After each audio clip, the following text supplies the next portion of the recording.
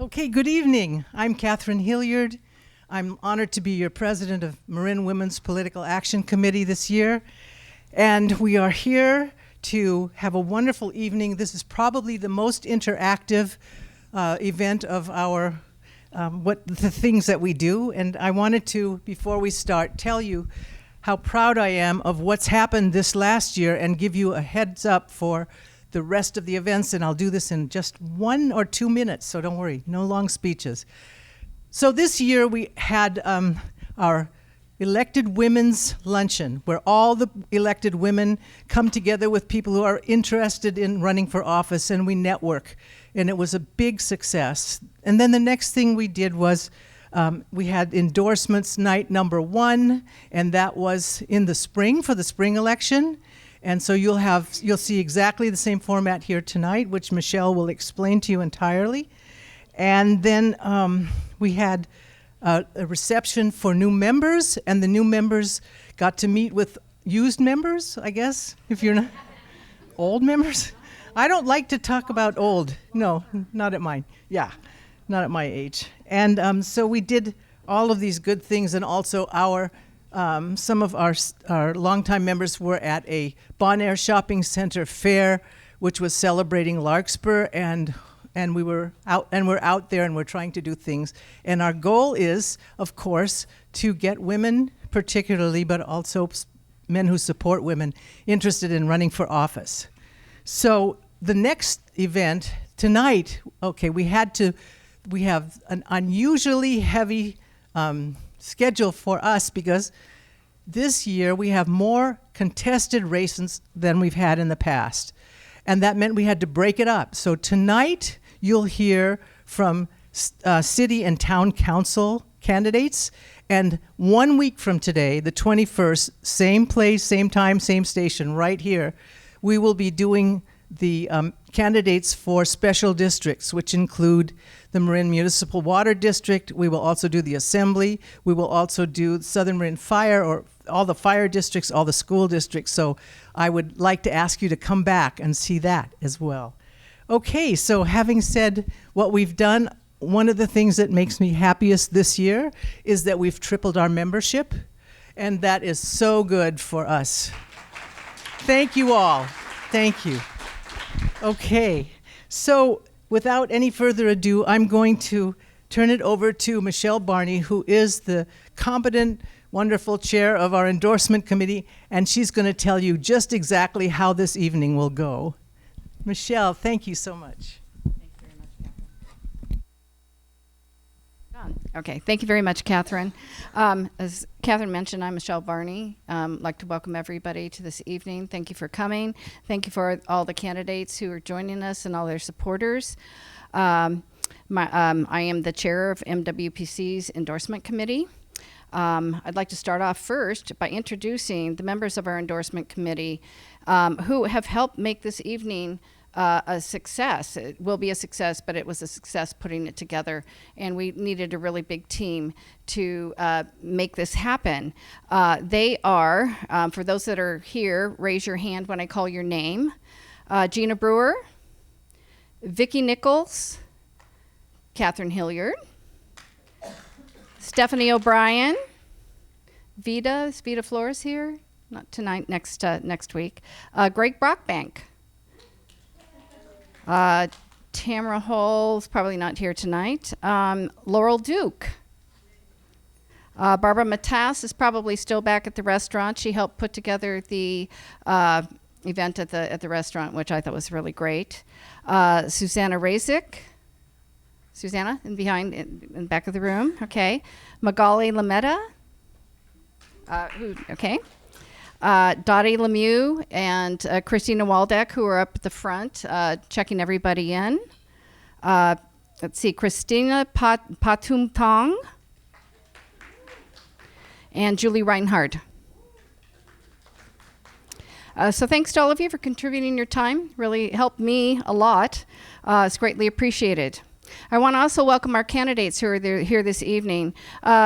You will be hearing from candidates from the following races: Novato City Council, Corte Madera City Council, Larkspur Town Council, San Anselmo Town Council, San Rafael City Council, Sausalito City Council, and Fairfax Town Council.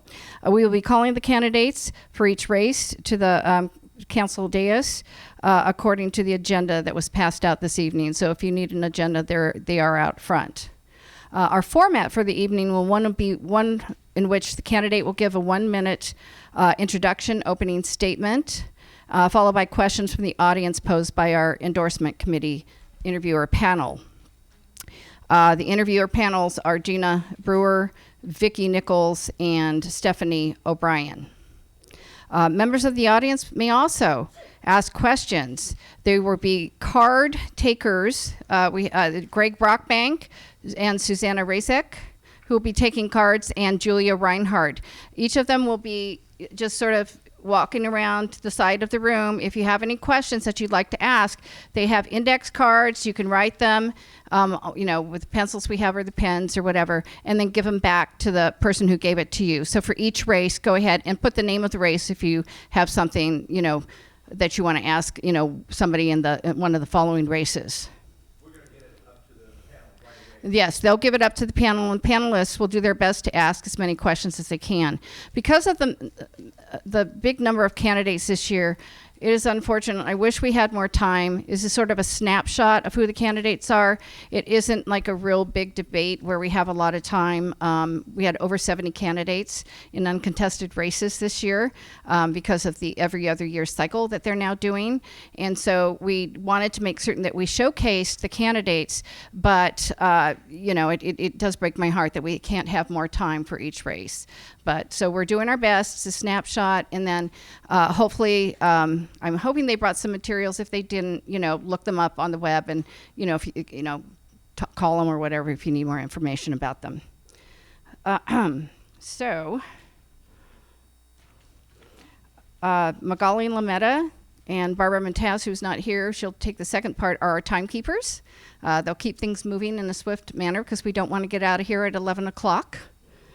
At the end of the forum, the MBC members will conduct a caucus, and that is for members only. So non-members and candidates will need to leave the chambers during that process. So hopefully that'll start at about 9 o'clock. And so we're going to ask people to leave. They're going to caucus, and then they're going to be able, then after that, we'll do ballot counting, and anybody who's left, we'll let them know what the results of the counting is, and also we'll let our candidates know by email tomorrow. Members may vote at any time. You'll be voting to recommend male candidates and endorse female candidates. That's just what our organization does. Our purpose is to promote female candidates, but we also want to promote our feminist male candidates as well. If you do not want your vote counted in a particular race, please choose abstain. If you just don't know enough about the candidates, just put and we won't count it. But if you don't like any of the candidates and you don't want to endorse any of them, and that's an opportunity too, go ahead and we will count that against the vote.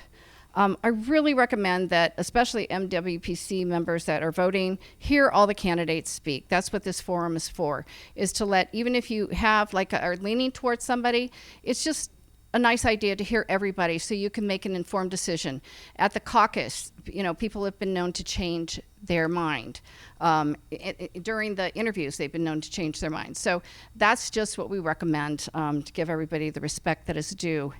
Ballots will be collected at the back of the room by Christina Patumtung. Christina, please raise your hands. She has the ballot box, so when you want to give your ballot, please give it to her.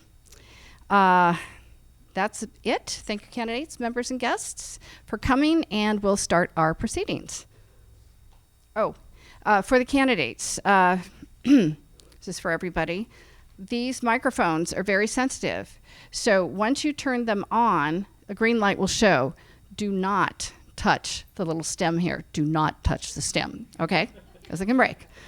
They're very, very sensitive and will pick up everything that you have to say. So that's something I always have to mention. All right. So tonight we'll start with the candidates for Novato City Council. That's Pat Eklund, Nicole Gardner, Rachel Farrack, and Andy Potshadley. And yeah.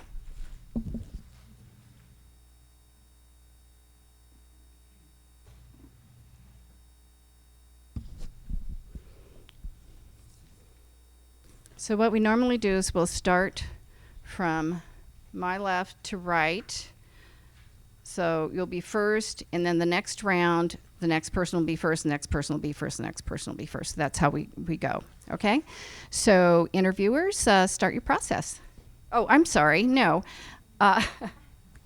We have the opening statement, sorry. So Nicole, would you like to start? Michelle, everyone gets 1 minute. Oh. 30 seconds, I will Thank put you. this up, and then when it's time, your time's up, I will say stop, and then thank you if you go over it. Thank you. Okay. This really helps move things quickly. You'll see. All right, thank you, Nicole. Hello, everyone. My name is Nicole Gardner. I'm a resident of Novato. I've been in Marin County for 15 years. I'm originally from Boston, Massachusetts. And I have 4 kids. 2 of my children are deceased. I'm running because, just like everyone, I'd like to contribute to Novato and bring a voice of change and diversity to Novato. And I have my 2 children also attend school in Novato. I am on the board of Legal Aid of Marin. Okay. And I'm on the Multicultural Commission, Novato Multicultural Commission. And I'm also on the Marin County Race and Equity Planning Committee. And I've been doing a lot, and I'm also a volunteer with Moms Demand Action, and they are for gun control and gun safety. And the reason why I'm with Moms Demand Action is because my daughter was a victim of gun violence when she was 20 years old. So that just opened up a pathway for me to use my voice. She said stop. Thank you. Hi, I'm Rachel Farrack, and I'm running for City Council in District 2. 4 years ago, I was in the audience spot, and I just want to say how thankful I am for Marin Women's Political Action Committee because it inspired me to run. I'm running because I care about Novato. I am a mother, I care about our children, and I care about the seniors. I've been a part of the mental health board. I chaired that for 2.5 years and passed a resolution, racism is a public health issue. I've also championed climate change resolution in Novato. I was a part of the planning commission where I approved over 100 affordable housing units. When my son was 4 months old, I went back to school to get my master's in public administration and had a baby, a daughter, and graduated the top of my class. Public administration is something I care about deeply because I see the difference it makes. Thank you. Andy? Hello, my name is Andy Potshadley. I am running for Novato City Council District 2. I am a native Novatoan. I've lived there my entire life and am proud of it. And I was started in Novato because my family came there because of Hamilton. And my mom was a single mother, entered me into the Boy Scout program, became an Eagle Scout. I then stayed in Novato, attended the local schools. I went to Sonoma State, UC Davis. I was active in sports programs and things like that. I went right on to opening a business in the 80s, a real estate business. And from there, I left for a while, went into the wine business and came back and opened a winery in downtown Novato, where I turned around our Downtown Business Association, where I was president for 7 years. And with that, I also served on the Tourism Commission and also member of the Chamber and was active there also. And then from there on, just being really active in our community and bringing our youth and our thank you so much. But you can kind of, if you have, can just wrap it up quickly, it's okay. We have a little wiggle room. So, Okay. yeah. Thanks. So I'm here to represent our local Novato businesses as well as our community. Thank you. Thank you. Pat? Thank you very much.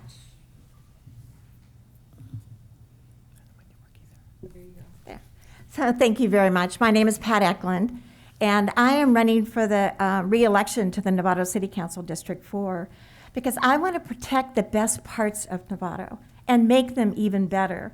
I've always been in love with our wonderful quality of life, our strong sense of community, and small town character. We need leaders. We need city council members who understand the budget, city finances, and who have a proven track record of making tough decisions and standing up for values. I have a long public record as a public advocate, making sure that government is working for all of us. Some of you know that I started in public service by fighting City Hall over a stop sign in my neighborhood. Since then, I fought much bigger battles to preserve our quality of life. I love this city. I love this county. I grew up here. And I'm prepared to keep fighting, even when that means taking on politics as usual. Thank you. Interviews? Okay. With you on the council, how can you help your town better prepare for a possible wildfire? Start with Nicole. Nicole? With me on the council. Push your button. Thanks. No problem.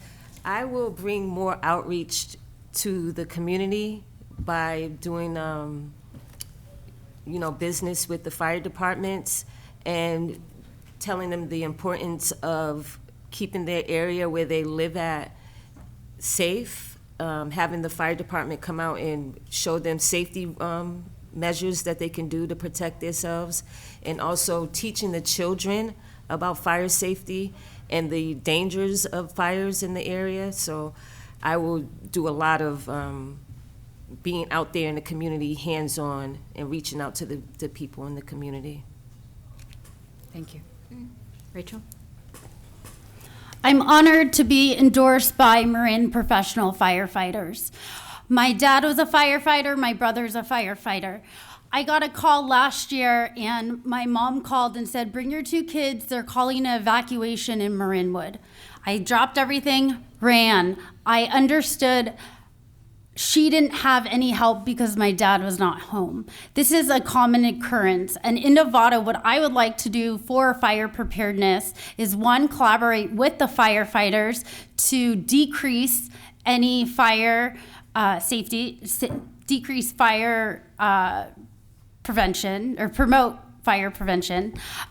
Second, have a community connection program. And what I mean by that is match seniors and neighbors. So a senior can call that next door neighbor, across the street neighbor, and they know they have help given an emergency situation. And the third thing is, in Novato leadership, I mentored a team that secured a $50,000 grant from PG&E to take down fire lawns and stuff like that. So I'd like to secure grants as well for fire safety. Thank you. Andy? I've worked closely with the Novato Fire District and a recipient of their grant program.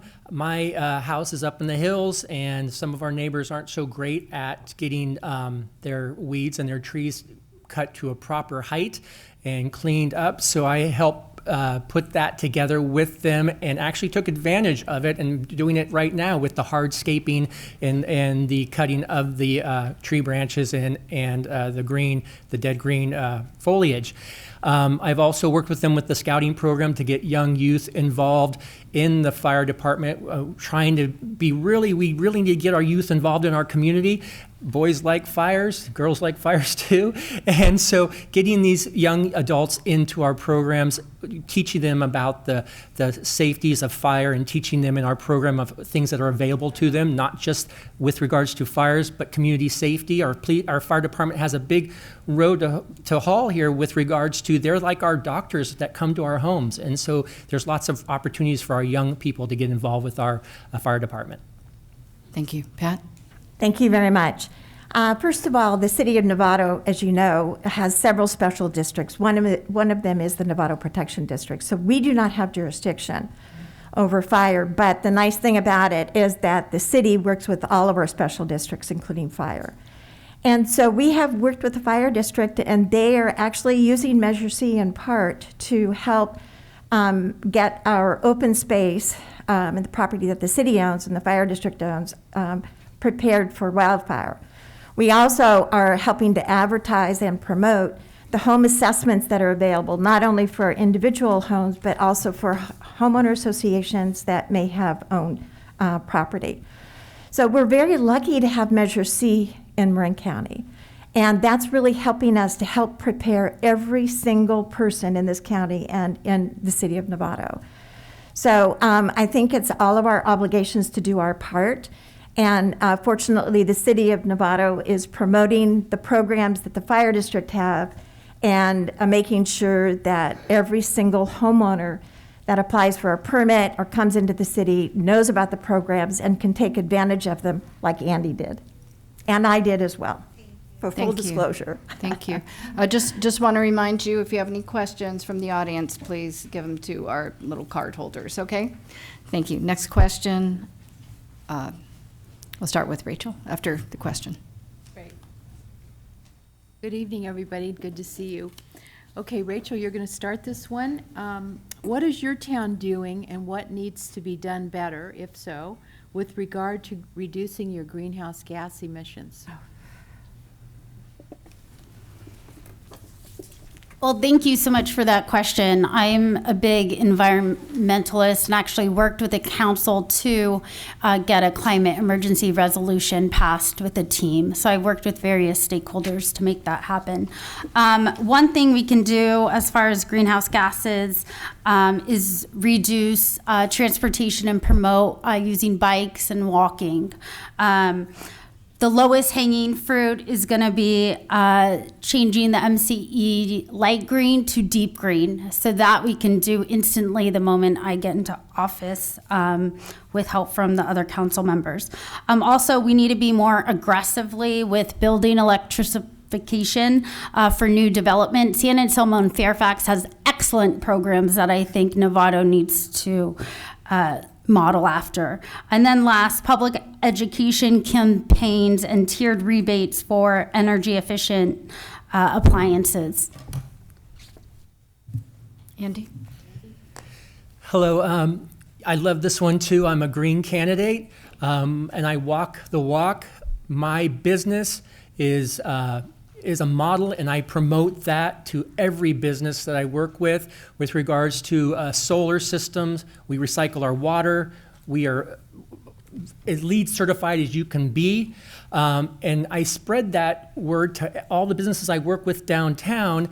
And the biggest part of spreading that word is the grant system that our community and our city provides. We have a grant program where you can apply to do things to your properties. I received that grant again to help fund my solar project, 87 panels. We are completely solar powered as a brewery, winery, and distillery. And I tout that to everybody. And so we need to keep that. Next grant's going to come around again. I just met with a business today in downtown Novato that's going to apply for that grant to put solar on their business. We also are in the process of putting a charging station outside of our business so people can use that as well. Thank you. Pat? Thank you very much. The city of Novato is a member and voted to support MCE, Marin Clean Energy, and we also voted to be a dark green participant in that event. So we pay more like some of the other cities that are considered dark green. I personally was the council member way back in the early 2000s, urged the city council to establish a climate change action plan. So we actually were one of the first cities to adopt a climate change action plan in 2009. And then we also, unfortunately, I didn't vote for it, but the city council voted to put it into the general plan, which does make some complications for changing it. So we're now going to be doing another independent climate change action plan to give us some more flexibility. But I personally have done a lot. I have pushed, and we have instituted green building standards in Novato. Those were incorporated a decade ago at my pushing.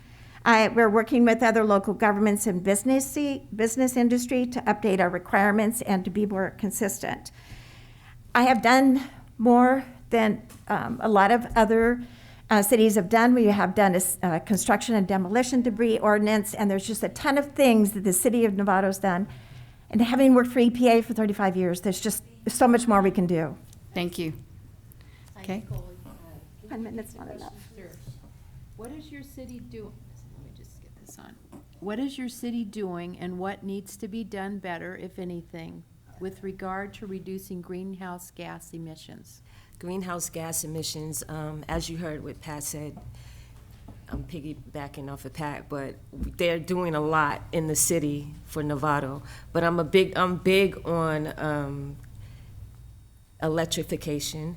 My children ride their bikes. Eventually, I'll have an electric car, and we should provide more electrification in buildings, in homes, and also the greenhouse emissions. I am a gardener, so I'm all about soil health and keeping the soil healthy and letting off, making sure that we're growing good food for the environment.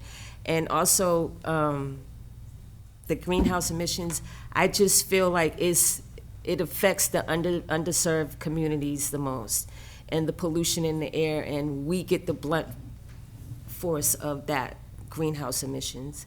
That's the communities that are not being represented. So that's how I would change most things in the community. Thank you. You ready? Couple more, yes. Uh-huh. Okay, great. So I just actually want to begin with a statement. This endorsement night has more importance for women than ever before in MWPAC's history. Women are under attack, and that crosses all socioeconomic lines, ethnic lines, religious lines. The people that we endorse should be committed to our equal rights as human beings. So that being said, I'm actually going to pose my question. We'll start with Andy. Define your stance on diversity, equity, and inclusion as it relates to your board or your council, and what you believe needs to be improved upon. I feel that on any board, and I've served on 4 nonprofit boards in the last 15 years, needs diversity of all races, all colors, all people.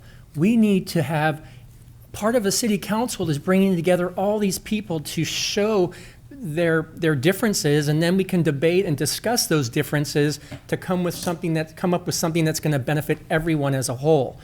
How would I say, the last part of that question, could you repeat that last little part?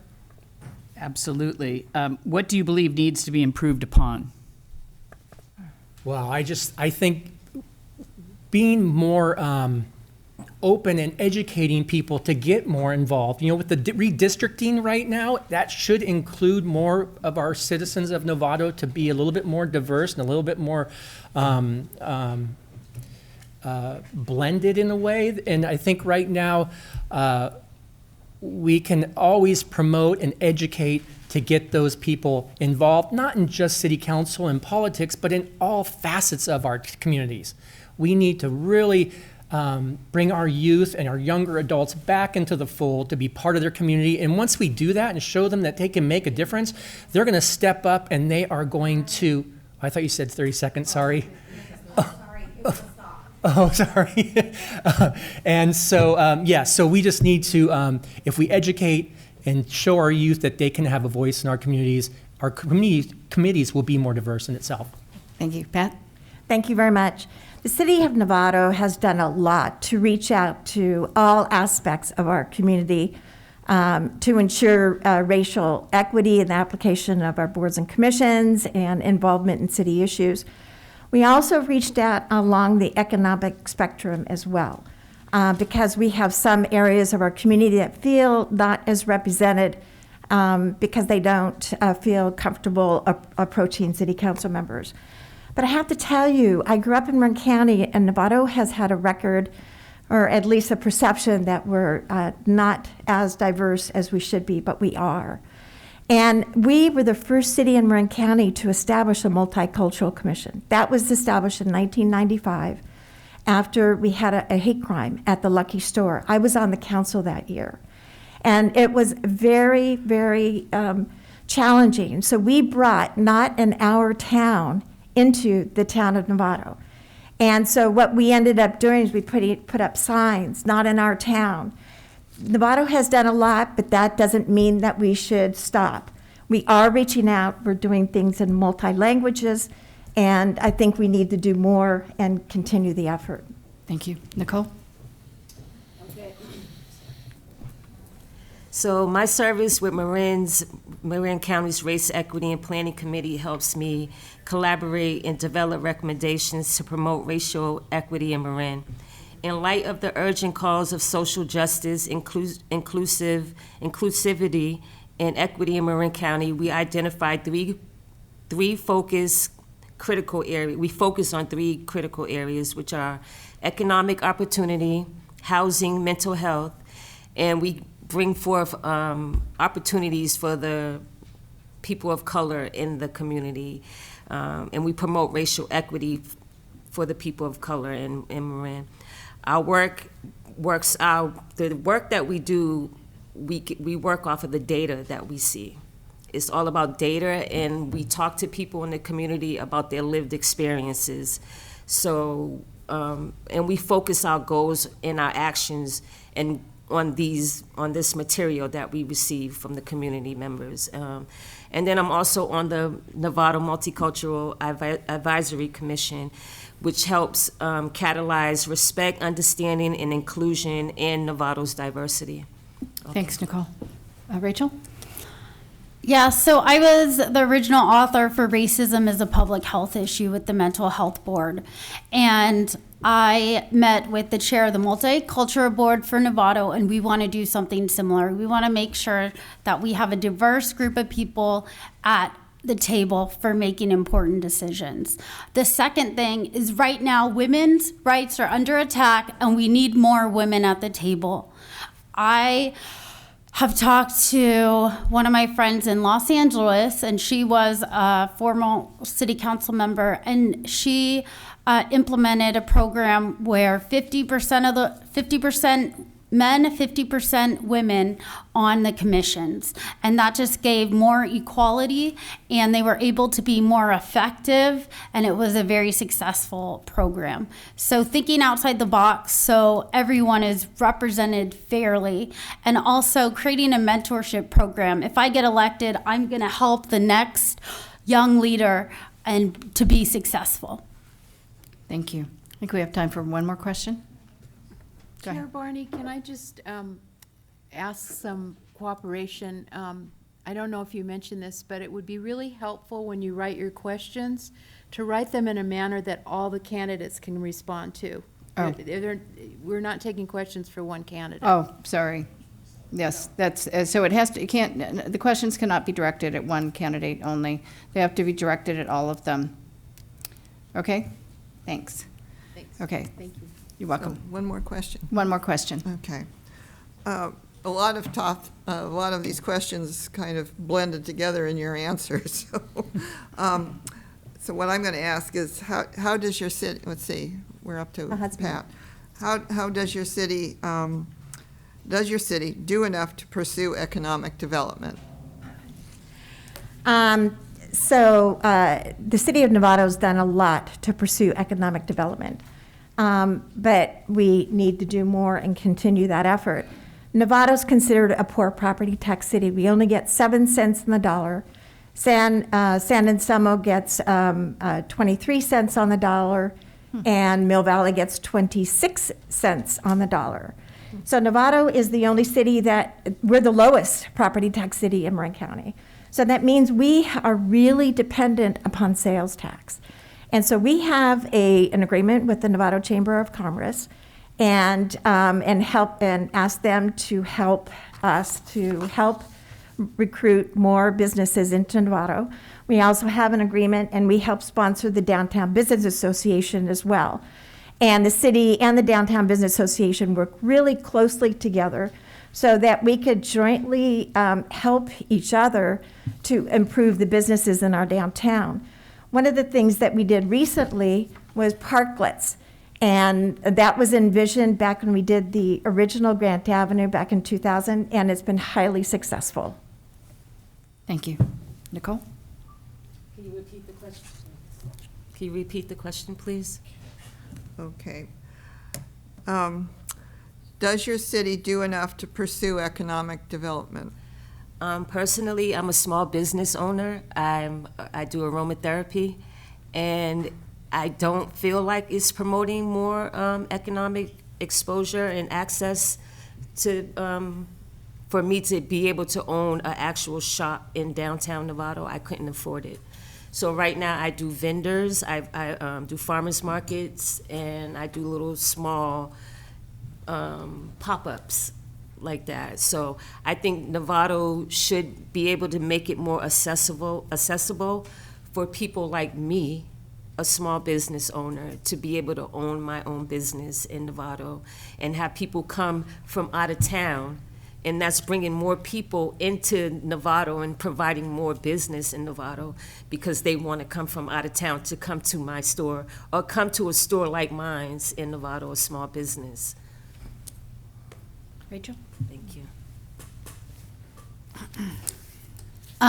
So I think one thing I would like to do is revitalize some of the shopping centers. We have some abandoned shopping centers. The first thing I'd look at is the city has a fund of $50,000 for small businesses, and we could potentially use that as a temporary solution just to make it nicer. The second is look at legal counsel to look at abandonment or neglect or see where we can apply pressure so we can change these abandoned buildings to opportunities. And then third, San Francisco passed an ordinance that requires property owners to be responsible for these neglected properties. So we could do something along the lines of that. Second, be proactive in getting businesses that we want in town. So expedite the permitting process, find vacant lots, and make it really easy for these top properties that the community wants to come to Novato and boost our economic development and see it flourish. Being the president of the Downtown Business Association for 7 years, we made so much progress during that time, partnering with the chamber and the city council. I feel we need to make our town attractive. We need to make it sparkle from end to end. That sparkle attracts people. It attracts businesses to come to our town. We have grant programs. We have the permitting process. We have people in the community that will help you get your permit and push it through the process. That was one of my goals when I ran for Leadership Novato. They ask you to put down what's your goal. My goal is to make that process easier. And Leadership Novato is why I did it, and that's why I went to a business today to help them through that process. It's a difficult process, but when you've been through it, you can guide people through it. All those parts of that engine, chamber, city council, downtown business association, firing together makes our town stronger, vibrant, attractive, and people will come. Thank you. Thank you very much, candidates. Appreciate your time. Thank you for your answers. And Thank you. Good luck with your campaigns. Next, Thank you so much. You're welcome. Next race are the candidates for Corte Madera City Council. Eli Beckman and Pat Ravazio. Just to let you know, with Novato and San Rafael, there are two different districts, and even though we combined them in the interview, on your ballot, you will be voting separately for each district. So just want to point you to that little note. Okay. Thank you, Eli and Pat. Eli, why don't you start with a little introductory statement about yourself? Sure thing. Good evening, everyone. Thank you for having us. I'm Eli Beckman. I've been on the Corte Madera Town Council since I was elected in 2018 with your support. It's great to be back.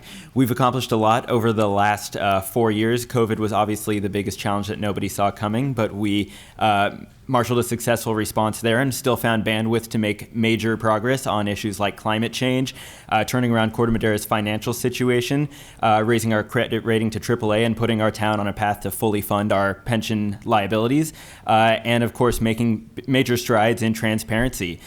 So it's been an exciting 4 years for us. Certainly big issues loom on the horizon that I'm excited to work on if awarded a second term. Climate change was and remains my top priority. Housing, of course, is a huge issue that we're all working on throughout Marin right now, making sure that we respond, meet our obligations to provide housing in a way that comports with our community's needs. And of course, working on issues of power and water, which I think are rearing their heads and are going to become increasingly dire in the years ahead. So those are the major issues that I'm looking forward to addressing going forward. Thank you. Pat? I do not think I can speak as quickly as Eli does, but I will try. So I'm running for Corte Madera Town Council because I have a strong track record in community organization and activism, and I want to see how much I can get done if I'm actually working on the inside. I most recently have been involved in working with an architectural firm to create a new pedestrian overcrossing for US 101 at Tamalpais. I am working on community garden projects on both sides of town. We'll be presenting them to the council on September 20th. I was the initiator of Cafe Verde, which is our community cafe on town-owned land, and Town Park Plaza, which has become a wonderful gathering place for our community. And way back when, I was a founder of the Corte Madera Beautification Committee, and in order to fund the hanging flower baskets, we started our Oktoberfest, which would be in its 28th year this year, but it won't be happening. And that's one reason I'm running, is to bring back Oktoberfest. No, I'm kidding. Corte Madera has an amazing opportunity to set the bar high in a lot of ways, and I want to be part of making that happen. Thank you. Good evening, both of you. Good to have you here. Let's start out with something that might be relative to your community. What can be done to reduce storm pollution? Stormwater pollution? Yeah, stormwater pollution. And I think we just did opening, we'll start with Eli. Sure thing, thank you. This is, I think, a critical issue for a number of reasons. I helped found and have co-chaired the Marin County Council of Mayors and Council Members Water Policy Committee, and one thing that we've been looking very closely at is how stormwater is a water resource just as potable water, wastewater, and I think we've been looking at treating water in a much more holistic way. So the fact that we take stormwater and essentially write it off because it's so heavily polluted by the contaminants that it picks up in our streets, rather than treat it and attempt to put it to a beneficial use, I think is speaks to the need to do something more. I've been actually engaging our Public Works Department to figure out what we can do to better treat and retain stormwater. I think the key is going to be something along the lines of better stormwater retention, likely in ponds or lagoons, possibly using green infrastructure like planted berms to treat it as it percolates into the groundwater, or constructing treatment facilities. Pat?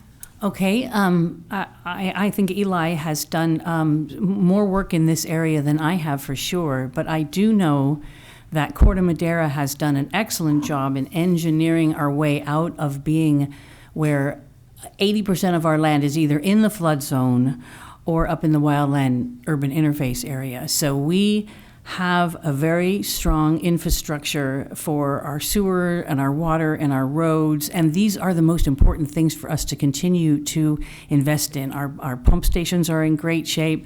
I would love to see some additional rainwater.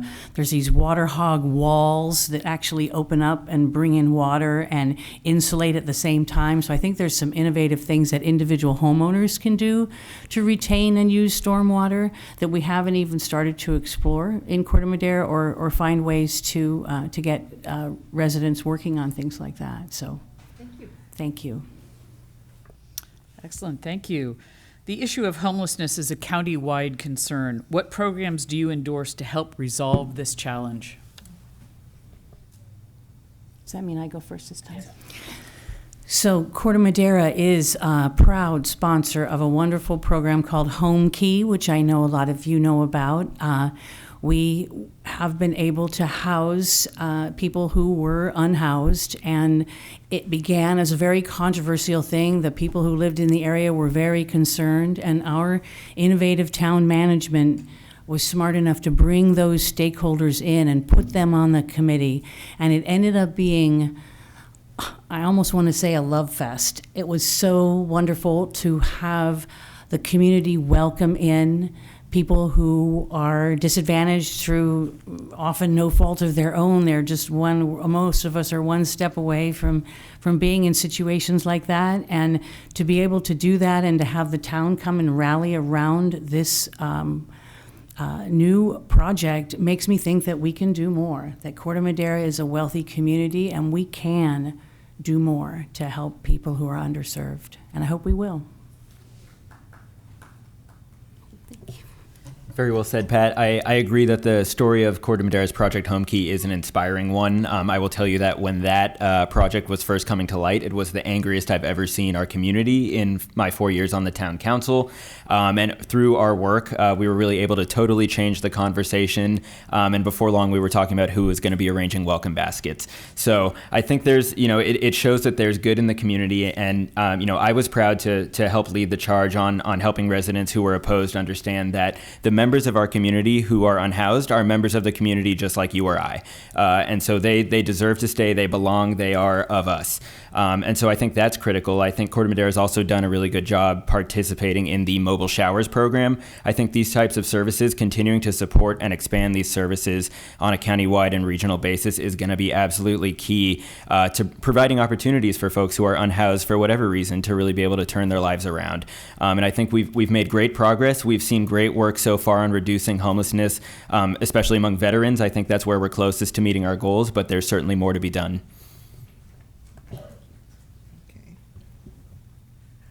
Okay. So. Yeah.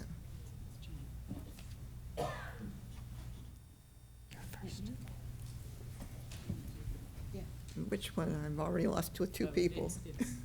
So Eli. Eli, yeah. Okay. There have been continuous reports of bicycle theft, catalytic converter dismantling, and packages missing from front doors. Has there been an increase in crime in the county? And what can cities do to handle this problem? Thank you. I can't speak to any countywide trends, but I can speak to trends in Corte Madera. We receive an annual update from the Central Marin Police Department on crime statistics in Corte Madera. I can tell you there's certainly a perception of increased crime. What we've seen in the statistics is that there are increases among certain types of crime. Right now, property crimes, unfortunately, are on the upswing. There are decreases in other types of crime. Some of these changing trends we've learned are due to the pandemic, right? When everybody went into lockdown, certain crimes became more common, others became less common. Now that we're coming out of lockdown, that dynamic is changing. I think what's most important, though, through all of this is to be guided by the facts, right? Be guided by the data and understand, respond to what's actually happening and not what is perceived to be happening. I think that's key.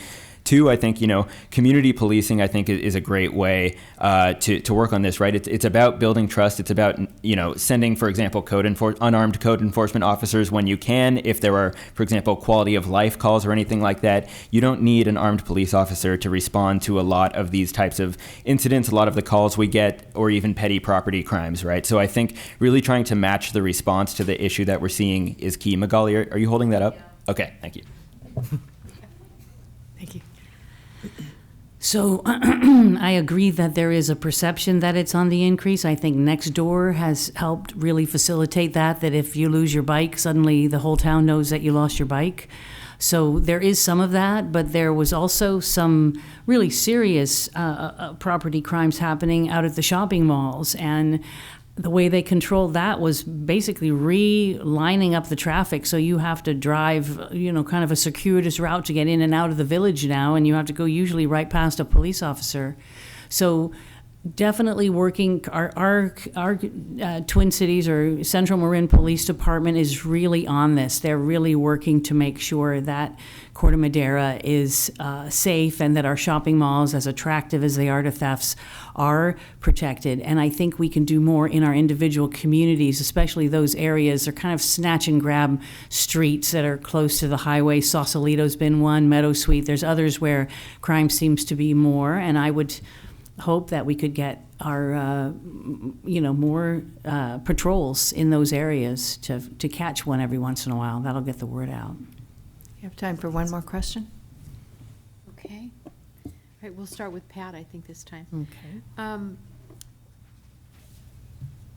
Corte Madera has two important shopping centers, which are a big part of your tax base. Is there another way to increase your revenue stream, or do you need to? Well, I would say that Corte Madera is blessed with an amazing revenue stream. As a matter of fact, those who have promised a balanced budget may have overpromised, because we actually ended the year with a surplus this year.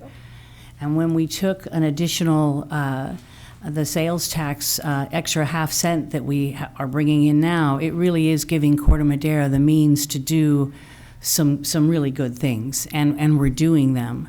And I do think it's important that we keep spending money on the right things, and deciding what those are. That's the challenge, right? Is to figure out where we want to invest. And I think we can always use more retail tax revenue. I would like to personally thank all of you for shopping in Corte Madera. There's wonderful shops and restaurants there, and we aim to keep pleasing, so you'll keep coming. Thank you. Yeah, thank you. As Pat said, we have been very fortunate with the robust business that our shopping centers do. But with that said, I think it's always prudent to have a plan B. This is something that I've been actually looking pretty closely at since I was first elected. I was very concerned as we saw sort of the hollowing out of brick and mortar retail across the country. And I thought Corte Madera relies, in large part on brick and mortar retail for our revenue. What are we going to do if that goes the way we're seeing nationally? I think one of the best things we can do and have done is to help support local businesses as they innovate. I think that's things like, I'm thinking of the Restoration Hardware Project in Corte Madera. When they proposed that, I said, you want to put a wine bar on top of a furniture store, but it worked. So I think supporting local businesses as they kind of innovate their business models and find their way forward is important. I think also investing from a planning standpoint in mixed use development is key, because when you've got mixed use, you've got your commercial spaces with basically built-in customers, right, who are living in the associated housing. So I think those are two strategies that I'd like to see us continue to really make sure that we're shoring up that base. Great. Thank you. Thank you guys very much. Appreciate your coming. Good luck with your campaigns. I get so excited. Next, I'd like to ask the candidates for Larkspur City Council to come forward. On the agenda, Kevin Harroff is listed. However, unfortunately, he had a medical issue that he called about today. He had sent us a questionnaire and passed our endorsement committee. He got our approval from the endorsement committee, but unfortunately, because he's not here, we're not able to interview him, and therefore we cannot vote for him. But he wants to just say that he's really supports our feminist ideals, and hope you consider him when you vote, but not on our ballot, unfortunately. Thank you. I wish him well. Yeah, we wish him well, absolutely. Thank you. So we have Kevin Carroll and Catherine Way. Kevin, would you like to start? We'll start okay.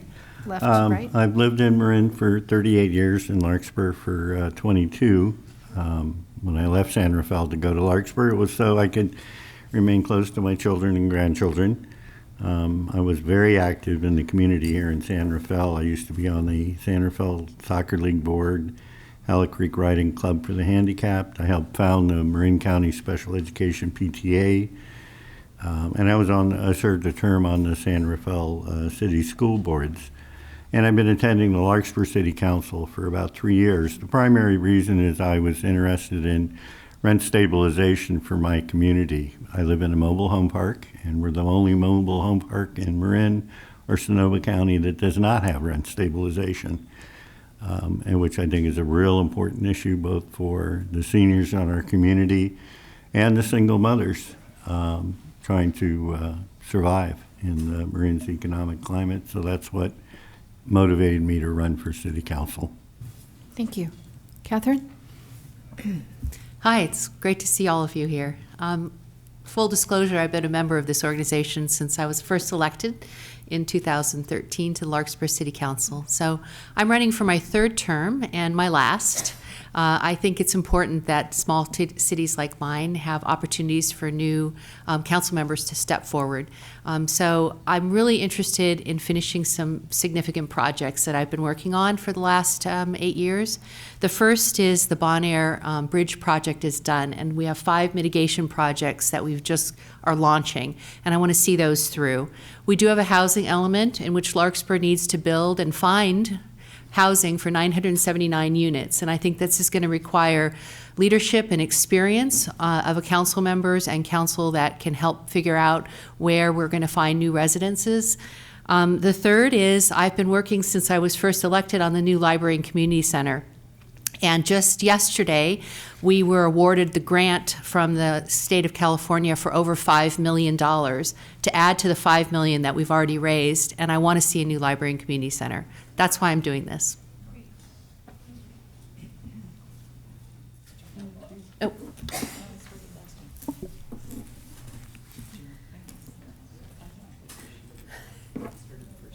Okay, do you want to go? Okay, all right. Do council members meet with townspeople either in scheduled meetings or simply out in public to hear what their concerns are? And is there a mechanism set up where citizens can share their thoughts and receive feedback?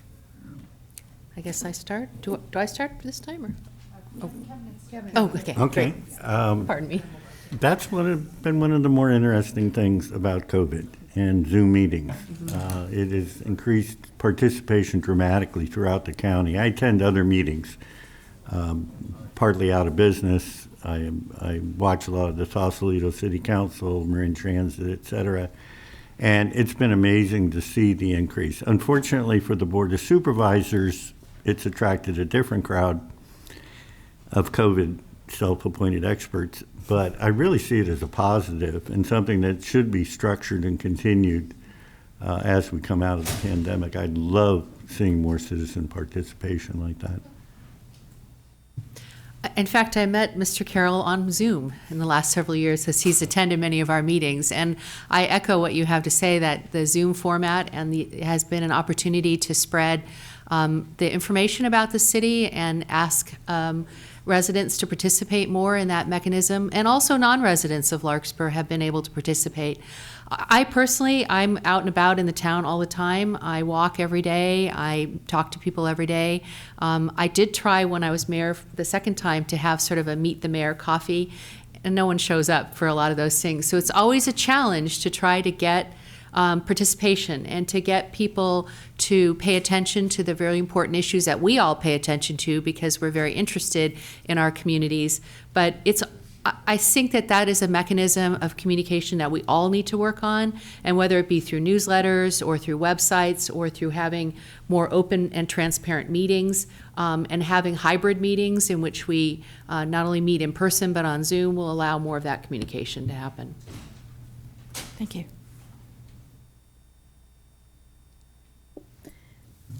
I asked this of the other city, and I'll ask you the same. What is your town doing, and what needs to be done better, if so, with regard to reducing your greenhouse gas emissions? And Catherine, you're first. So I was on the city council when we approved our environmental plan for greenhouse gas emission reduction.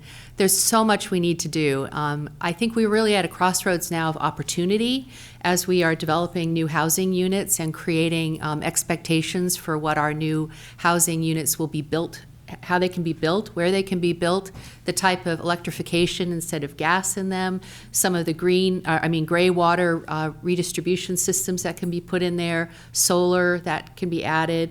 I think there's every opportunity that we need to do now as a city to find places to put in EV charging stations, not only on public land that we control, but encouraging our local large property owners, for instance, the shopping centers, to put in EV places now. We do have a police station that is LEED certified, and we know we can build those kind of buildings. It's platinum LEED certified, which costs a little bit more at the time, but we know we can build that.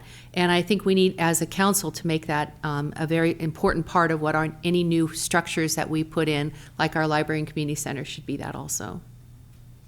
Thank you. I think Catherine's covered a lot of it, but I think there are other issues that really, like, we are going to be embarking on a pretty major wastewater overhaul. That's long overdue because of our infrastructure problems. And so I think that is an area where, given the drought conditions, we need to really take a look at. The other thing is I think we could be doing more in public awareness of what climate change is going to do to our community. I drive around a lot, obviously. I own a taxi company, so I see things a lot. And I see recently non-king tide, high tides, flooding parts of Redwood High School and the Creekside development. And I think we need to be doing things like putting up signs at Trader Joe's and at those major intersections showing where, if we don't do anything, where our water levels are going to be 10, 20, and 30 years from now. I think that's the hardest part, is getting it through to the public that this is going to affect them directly and how they live and where they live. And I think we need to do a lot more. I agree. Great, thank you. On what community issues have you personally been ahead of the curve on? Would you like me to start? Yes. Well, I'm very proud of my interest in consolidation and merging and shared services between our towns. And Larkspur and Corte Madera have been called the Twin Cities for years. And when I got onto the City Council, one of my initiatives was to see why we needed 2 fire departments. And over the course of working with the council members in Corte Madera and working with my own council members, the city managers, the labor for firefighting labor union, and the other management, we were able, after many years of discussion, to merge the 2 fire departments. And we now have Central Marin Fire, and it's working extraordinarily well, I believe. We can continue to create more shared services among our communities for better service to the community, for more financial security, and more safety for our professional firefighters. I've been endorsed by Local 1775, and I'm very proud of that because public safety has been one of my key issues. I think a couple of, I'm sorry, I got so focused on what she was saying. Could you repeat the question? I can. What community issues have you personally been ahead of the curve on? I think number one is the rent stabilization. I think it obviously is already affecting San Anselmo, Fairfax, our community. We're 49% plus renters live in Larkspur. And coming out of COVID, it's just the rent increases are getting to be very disturbing. Other issues, I think we have a real chance. There's a probability that Larkspur will have to build a new city hall, and we need to have a much more accessible city hall than the one we have now. It may have been fine 108 years ago or whatever, but being the father of a handicapped son, we never used the library because he can't get in and out of it. It's just totally, it's impossible. We have to go to Corte Madera or to San Rafael. So I think those are issues that definitely I would be in the lead on. I agree. Okay. Okay, one more question. Okay.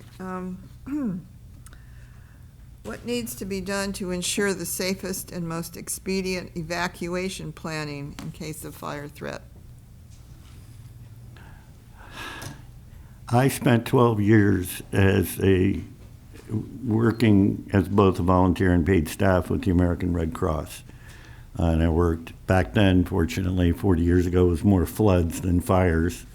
But the real keys are preparing the community as much as possible, but also understanding most people aren't going to pay attention until the event actually happens.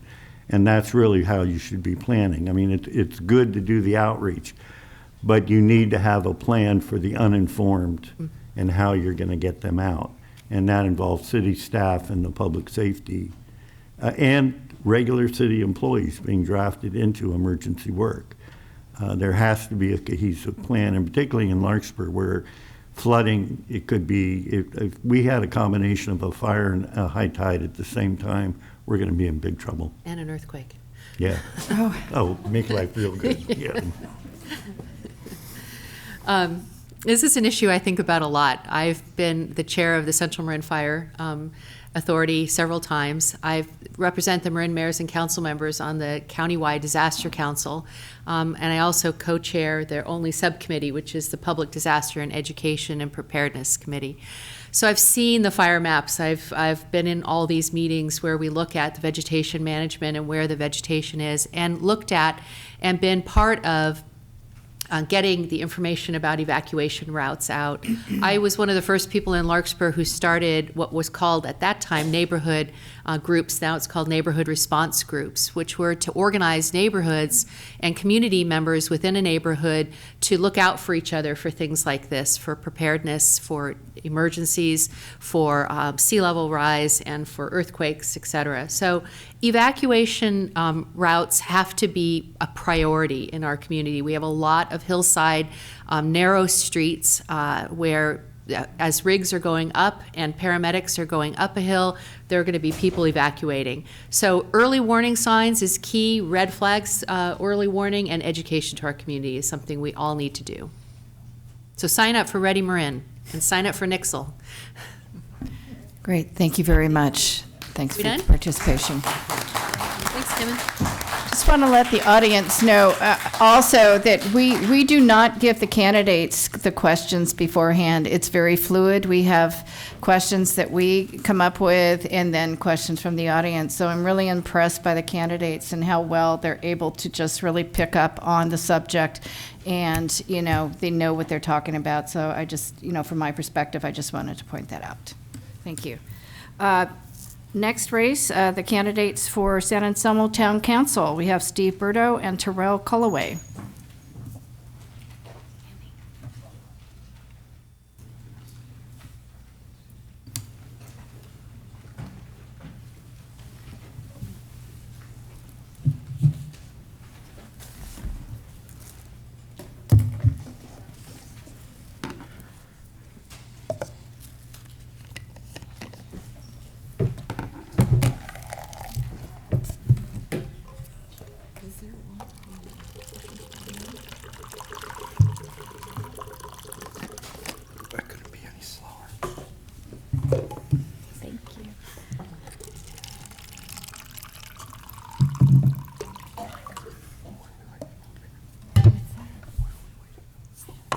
Terrell, would you like to start with an introduction? Yeah, sure. My name is pronounced, it rhymes with Carroll. Oh, I'm sorry. It's Thank okay. you. It's just, Thank you. just trying to give everyone an easy way to learn it. Sure, thank you. Terrell. So thanks for having me here tonight. I'm Terrell Culloway. I'm running for San Anselmo Town Council. It has actually kind of been a dream of mine since I was little. I grew up in San Anselmo, and I used to go and hang out at the town council meetings. Don't ask me why, but I live next door, and this was fun for me. I graduated from Archie Williams Drake in '87, and I lived in affordable housing in San Anselmo with my single mom, who was also an artist growing up in San Anselmo. After high school, I left and became a mom and had a career in Seattle. I lived there for 30 years, focused on environmental leadership. So I worked for all different kinds of nonprofit organizations focused on the environment and mostly statewide policy. And came back here 3 years ago to be the executive director for Marin County Bicycle Coalition. Was able to afford to purchase a home in San Anselmo, which I'm very grateful for. I understand both sides of affordable housing, as both affordable housing tenant and then also a homeowner myself. The issues that I care most about, is it over already? Oh, geez. Sorry. Sorry, my goodness. This is a gracious. snapshot. I'm so sorry, okay. guys. Well, it just, otherwise we'll be here till 11. All right. Well, we're about to have a love fest, just so you know. We Okay. both. It's fine. It's fine. It's also better that we get it's great the introductions, but also the questions are important as well. So All we right. want to make room. What do I have, Michelle, 60 seconds? 60 seconds. Okay, I'll do my best. Thank you. You know, I mean, if you have, if Magali says stop, and you, so if Magali says stop, and you need to just quickly, I mean, really quickly finish it, that's Absolutely. that's great. I'll try but to be 60. I'm watching time, and I'm going by the agenda, and we try to keep a tight ship here. So Right on. Well, Thank you. Thank you for the opportunity, and it's so great to see so many familiar faces out there. For those of you who don't know me, I'm Steve Berto. I'm on the San Anselmo Town Council, currently serving as the Vice Mayor. And, you know, I know many of you have run for office, are in office, have worked on campaigns. You know what this is all about. For me, it's about bringing people together to solve our town's most pressing issues. And I feel that I've done just that. Coming out of the pandemic, San Anselmo is not just surviving, we're thriving. We were one of the first municipalities in Marin to allow parklets, outdoor dining, and outdoor events. If you read the IJ yesterday, there was a great story about the work that's been done at Memorial Park after the failure of Measure M in 2019. I brought both sides together. We put together a 3-year plan to get the work done, and by Thanksgiving, we're going to have a new park that cuts water usage in our town by 50%. When racist and anti-Semitic acts happened in our town, I brought our town together, and we gathered to renounce hate in our community, and I also led the efforts to form our Racial Equity Committee. I'd be honored to have your endorsement. thank you.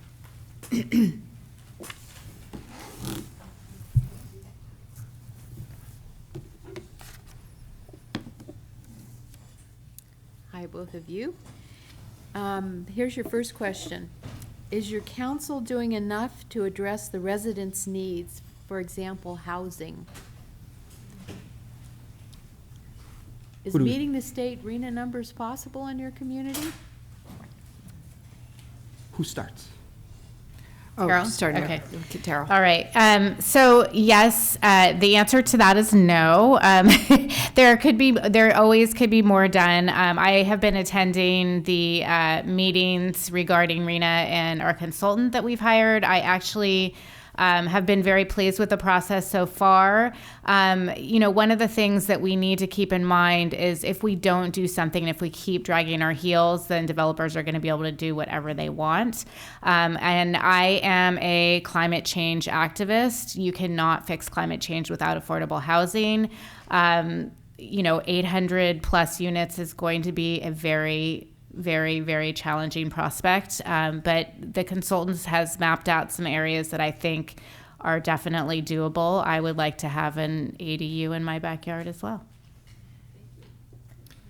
Yeah, I think, Terrell's right about a lot of it. There's a lot more we could do. The trick is, as many of you know, living in Marin County, is a lot of time there's opposition in our communities to, certain pieces of legislation coming out of Sacramento, the Association of Bay Area Governments, RHNA allocations, so on and so forth. And so, with San Anselmo, I think we've been blessed to have staff that really embrace affordable housing and the need for it. And when you look at, the members of our council that really embrace affordable housing, myself being one of them, I feel hopeful. It's really hard to see these numbers come to a small town like San Anselmo and figure out a way to plan for them, but there's absolutely a way to do it. And, ultimately something's going to have to break with a major property in town like the Andronico's lot or the US Bank lot over time. And that's what I'm kind of looking for in the future is, how do we make a good, affordable housing development in San Anselmo and connect that with public transportation, infill development, so on and so forth, so that it works for our entire community. And it's not just about having affordable housing, but we're also reducing our impact on the climate as well.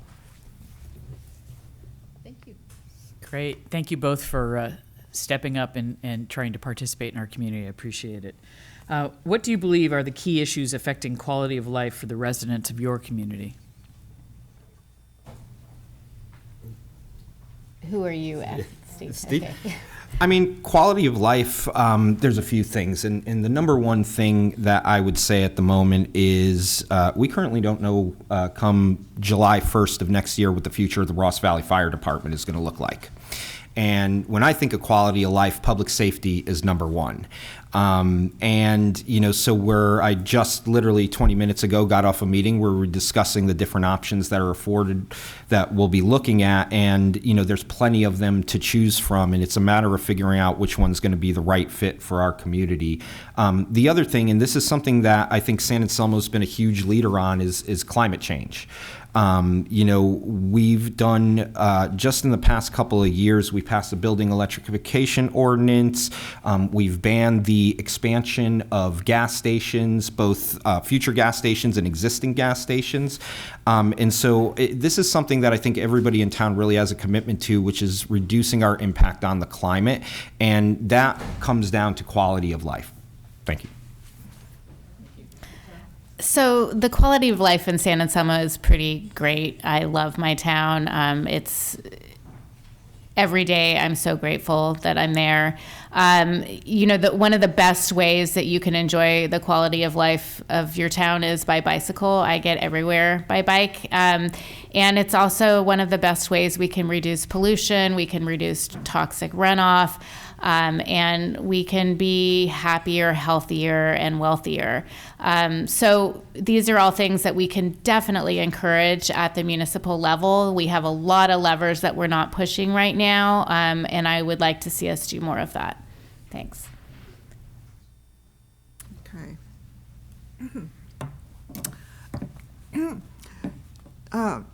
Geez.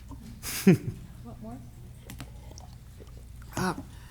Does your city suffer from traffic jams because the people who provide vital services have to commute back to their homes? Is providing low-income housing the answer? You touched on that. We do have traffic jams in our town, mainly because we have the most trafficked intersection in all of Marin County in San Anselmo, which is the hub.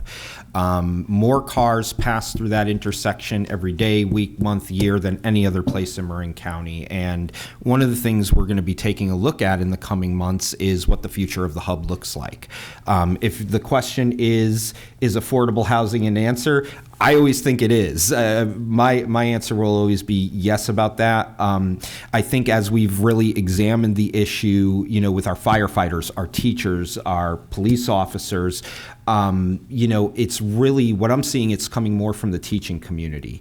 The firefighters, the police officers, they either live in Marin or they live around Marin, and their commute isn't that bad. And they have families, they're established, they're not looking to move here.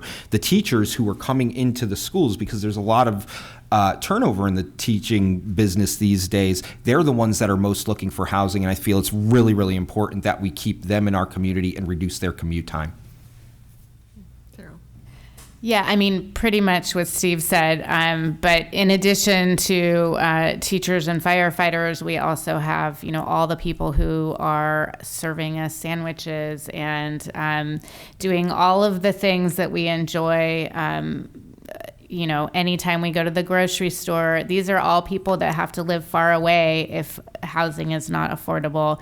And I like to say you can't bike to work if you live 30 miles away. So affordable housing absolutely is critical. Is that three or four or four questions? Is that three? Three. One more question? One more? Yeah. Okay. I'm going to adapt this one a little bit.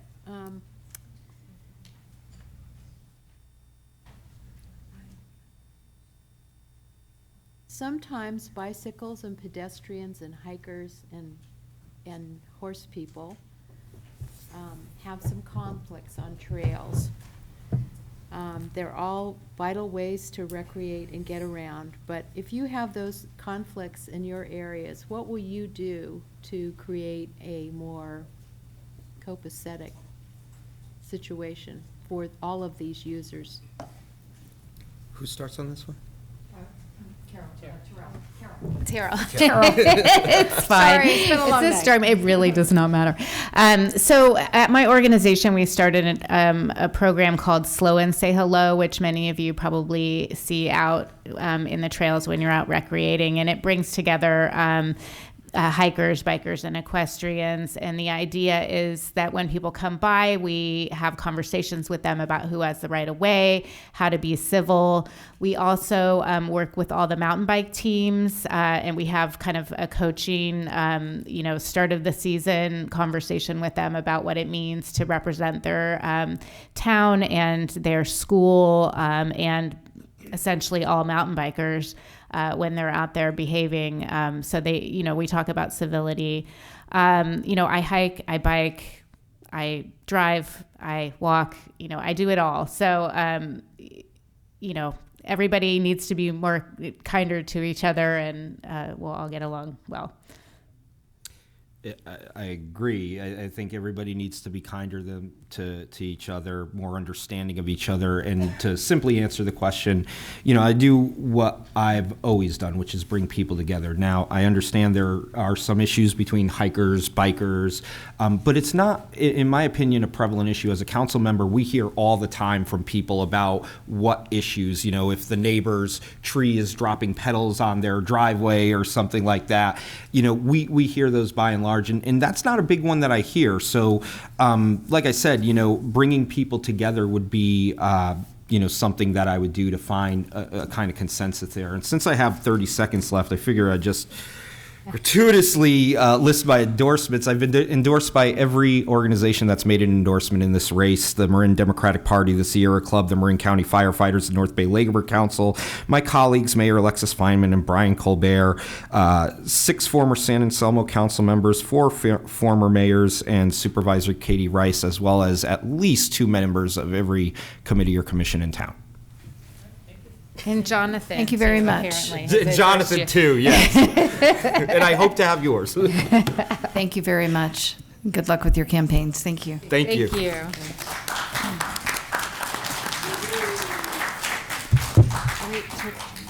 One other thing I want to bring up is on the ballot, you'll notice under the names of the council or council races, there's the number of people who you can vote for, and that's based on the number of seats that are available. So I just wanted to point that out as well.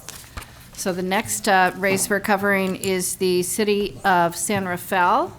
We have Mary Beth Bushy, Jonathan Freeman, and Eli Hill. Chair.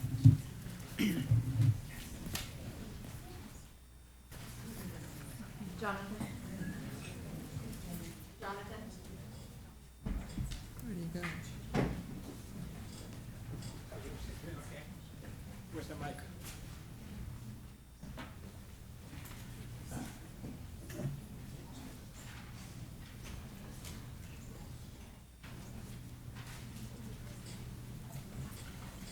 Yeah, that thing's in the way.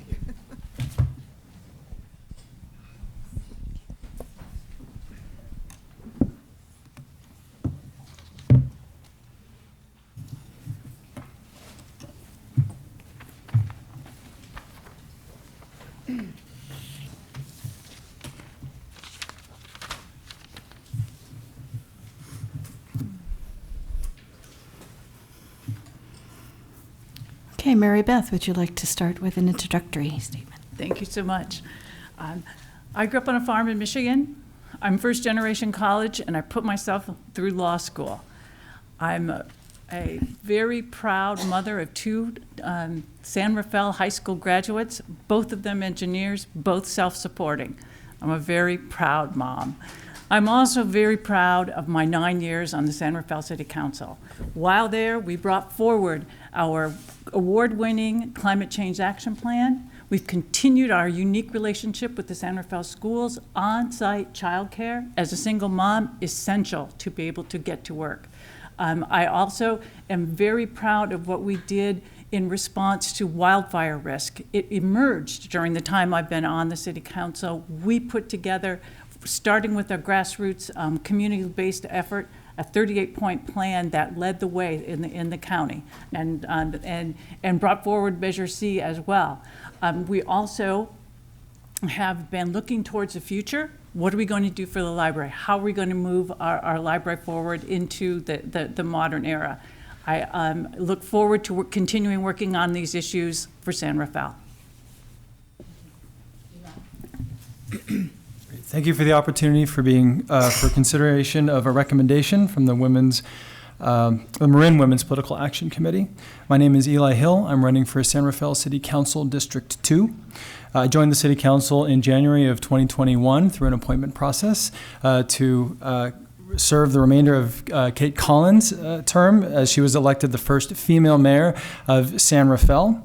I previously served on the San Rafael Fire Commission and the San Rafael Planning Commission. I was born and raised in San Francisco and have a Bachelor of Science in Nuclear Engineering from UC Berkeley. Our most pressing issues continue to be equity, public safety, housing and homelessness, climate change and sustainability, and economic recovery and vitality. I'm endorsed by Supervisor Rice, Supervisor-elect Mary Sackett, Supervisor-elect Eric Lucan, Mayor Kate, Vice Mayor Kurtz, Council Members Bushy and Yorans-Galati, Marin Democrats, Congressman Hoffman, State Senator McGuire, Assemblymember Levine, Patty Garbarino, Local Carpenters Local 35, Marin professional firefighters, and many other electeds throughout Marin. Thank you again for your consideration for a recommendation this evening. Thank you. Jonathan?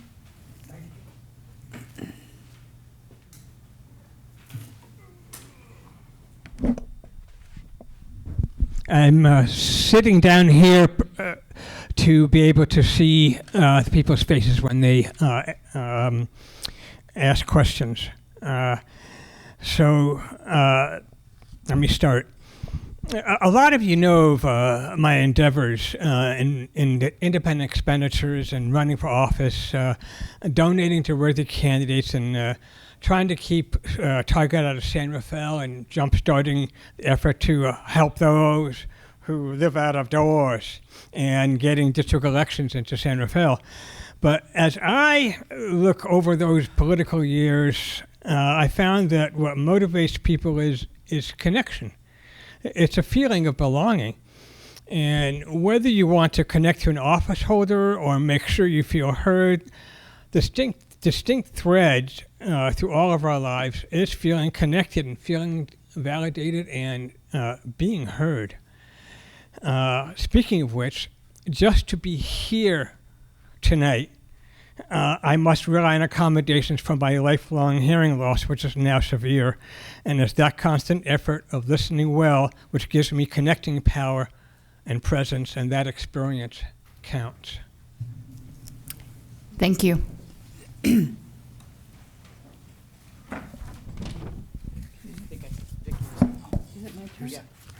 Oh. So I'm going to give the question to Jonathan? Yeah. Okay. And We'll start with Mary Ann? Mary Beth, excuse me, Mary Beth, sorry. Does the city engage in ways to help the mental health of its citizens? Absolutely.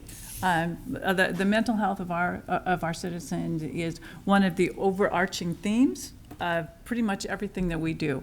For example, one of the bedrocks of mental health is safety, public safety. You just have to look across the street to see what we've done in the time I've been on the city council to improve public safety. I'm of course talking about our public safety headquarters building across the street. But we also work more directly with our county counterparts specifically on mental health to improve the services available for our residents. And most specifically, we have Lynn Murphy out on our streets with probably our best mental health feature, which is Blue, her dog, which makes everyone happier. Thank you. Thank you. Eli? Yeah, I concur with Councilmember Bushy's comments. We recently also adopted a pilot program for our outreach as mental health liaisons. These are non-sworn officers to go out into the community through a nonprofit that is yet to be hired. RFP is out. But we are seeking to make sure that we're engaging community members in a way that is non-confrontational. Because mental health is provided by the county, we do a lot of coordination at that level.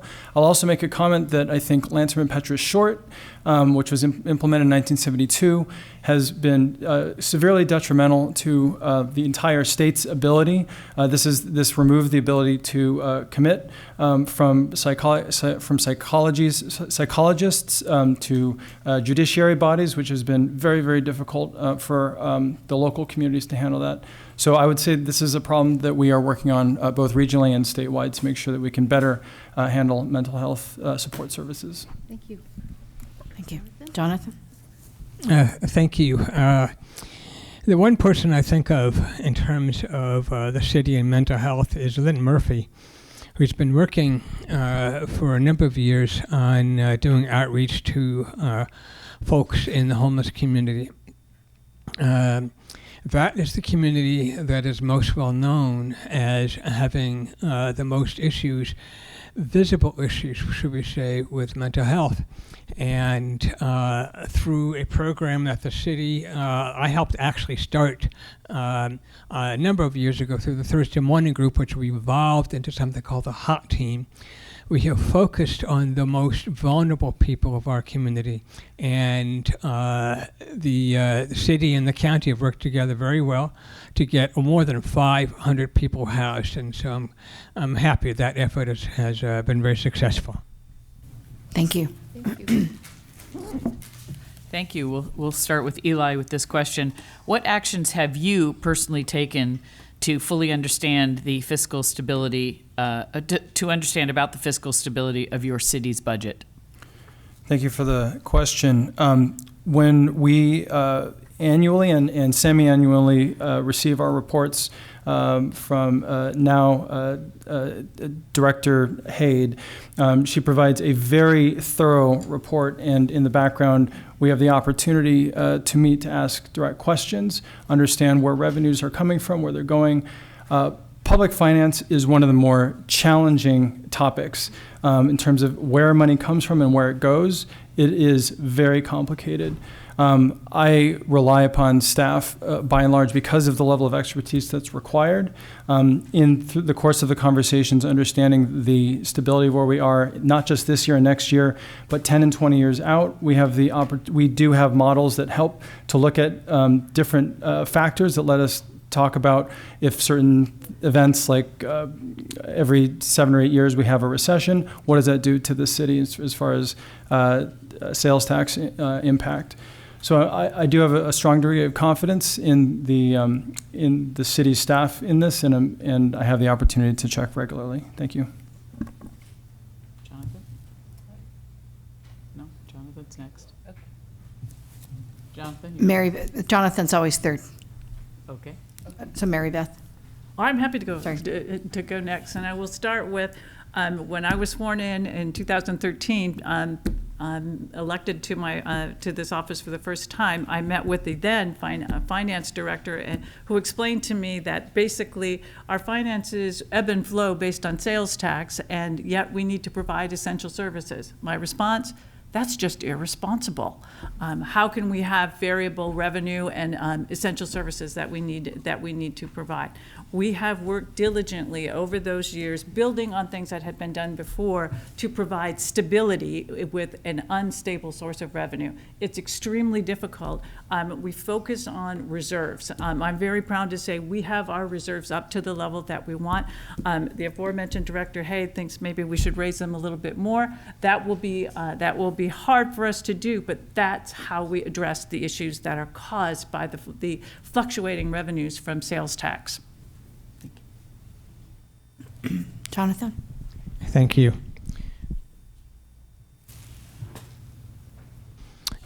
There was one other questionnaire I worked on a couple 3 weeks ago, which in this campaign season seems like it was 10 years ago.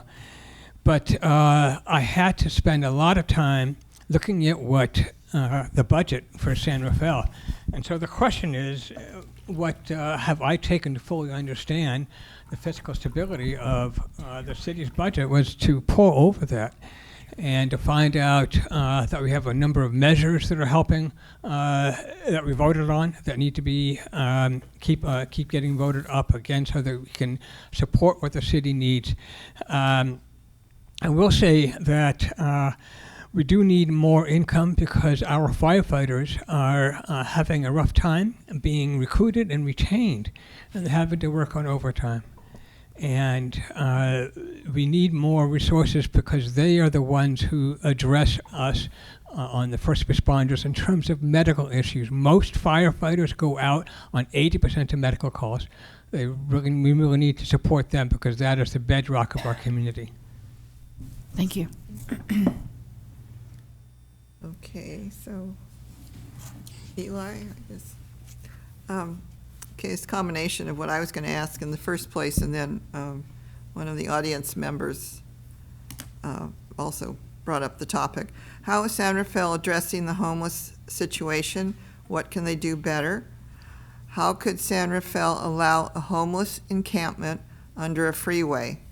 What is your plan for that problem now? Thank you for the question. The journey into homelessness are many. The journey out of homelessness is very tight. It must start with housing first. We must take every opportunity to build permanent supportive housing and shelter beds. I was proud that Jonathan's Place at 180 Mill Street was recently opened, providing 32 permanent supportive housing units and 40 shelter beds. We need to look for additional opportunities for this, finding every ounce of funding, leveraging the city's Affordable Housing Trust Fund to get things over the line for these opportunities. It also starts with making sure that we're limiting and eliminating the journeys into homelessness. That means making sure that, especially around mental health, we're coordinating with the county, the state, every resource we can to make sure that we're supporting everyone. Housing must be a right, and we must support that and continue to find opportunities to support every person in our community. I've shared this in public spaces before, that my father experienced homelessness as a child. That has had intergenerational traumas, and it is important that that not just families, but every single individual who ends up in place of unhoused is supported. Thank you. I agree with everything Eli has said. And in addition to that, I think that we need to broaden the question from just saying, what can San Rafael do? We need to look at our county, and we need to understand that the Health and Human Services Agency for Marin County is the County of Marin. That's where these services should be emanating from, not the cities. For example, the county has a budget for their Health and Human Services Department of $250 million. Our budget for the entire city of San Rafael is about $100 million. They have the resources to really address these issues. The city of San Rafael does not. That said, when we see human beings on our streets needing help, San Rafael has stepped up. The homeless encampment underneath the freeway was a service support area that I'm very proud to say worked. And how do I know it worked? Because it had a waiting list. They wanted to get there. So I'm very proud of how that worked out for people and what we were able to do to bring services to people in San Rafael. Thank you. I agree very much with what Eli and Mary Beth said. The first thing I have to say, though, is that Jonathan's Place is not named after me.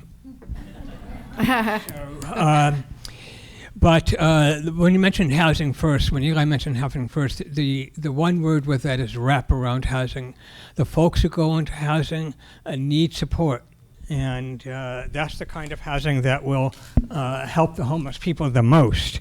I visited the camp under the freeway, and it was awful. And I've actually been to LA and gone out in the streets and gone homeless to find out what that feels like. It doesn't feel good. It's very difficult to get back into a home when you've been homeless for so long. So I would keep pushing for efforts like Housing First and other wraparound housing efforts. And I just don't know how we're so pushed on this issue. Maybe the only place they could have gone to was under the freeway. And right now, there are those still under the freeway and do need to be in a much better place. Thank you. One more question? Yeah, I know. Whoever wrote up this agenda only gave it 20 minutes, but you know, if you look at the time, I only gave them 10, really, so. We have time for one more question if we just kind of, okay, thanks. You have one? No, you do. I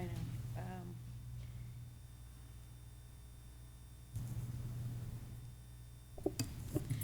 Does the city of San Rafael do enough to pursue your economic development? And be a little specific what programs you might have.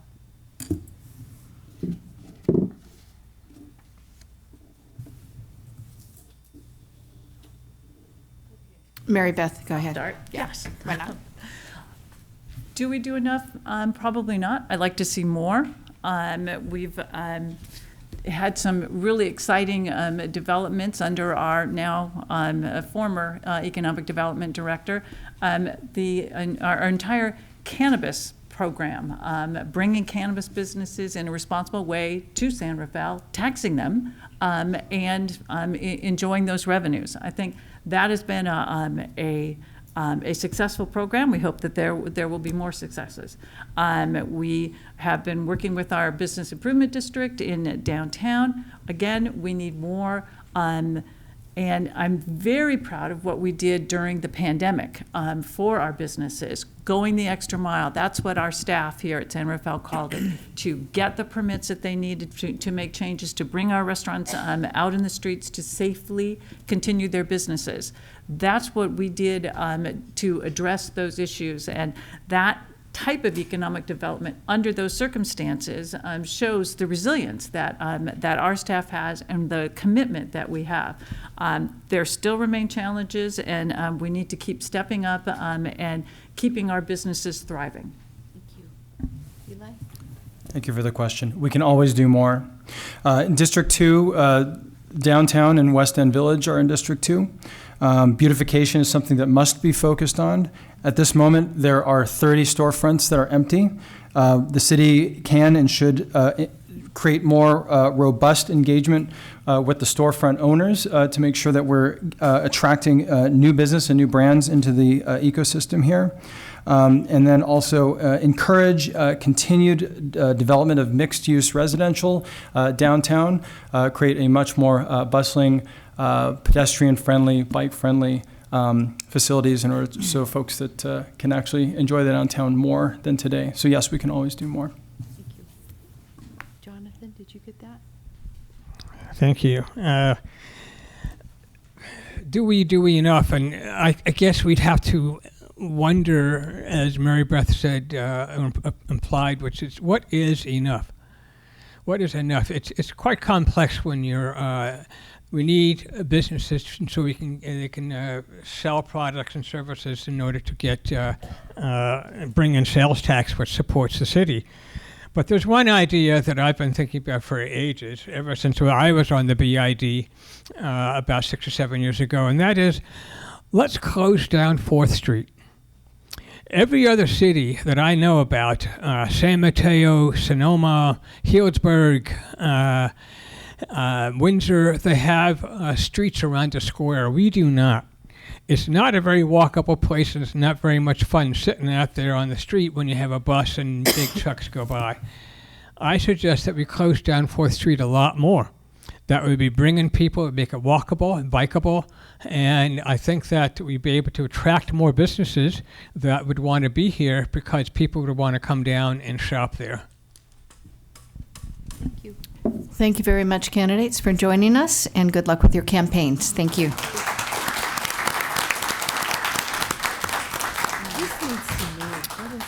And I thank you very all for the accommodations. Absolutely. Very helpful. Thank you. Absolutely. Thank you, Jonathan. Next race that we'll be covering is the Sausalito City Council. Jeffrey Chase, Joan Cox, Jill Hoffman, and Timothy McLeod. Thank you.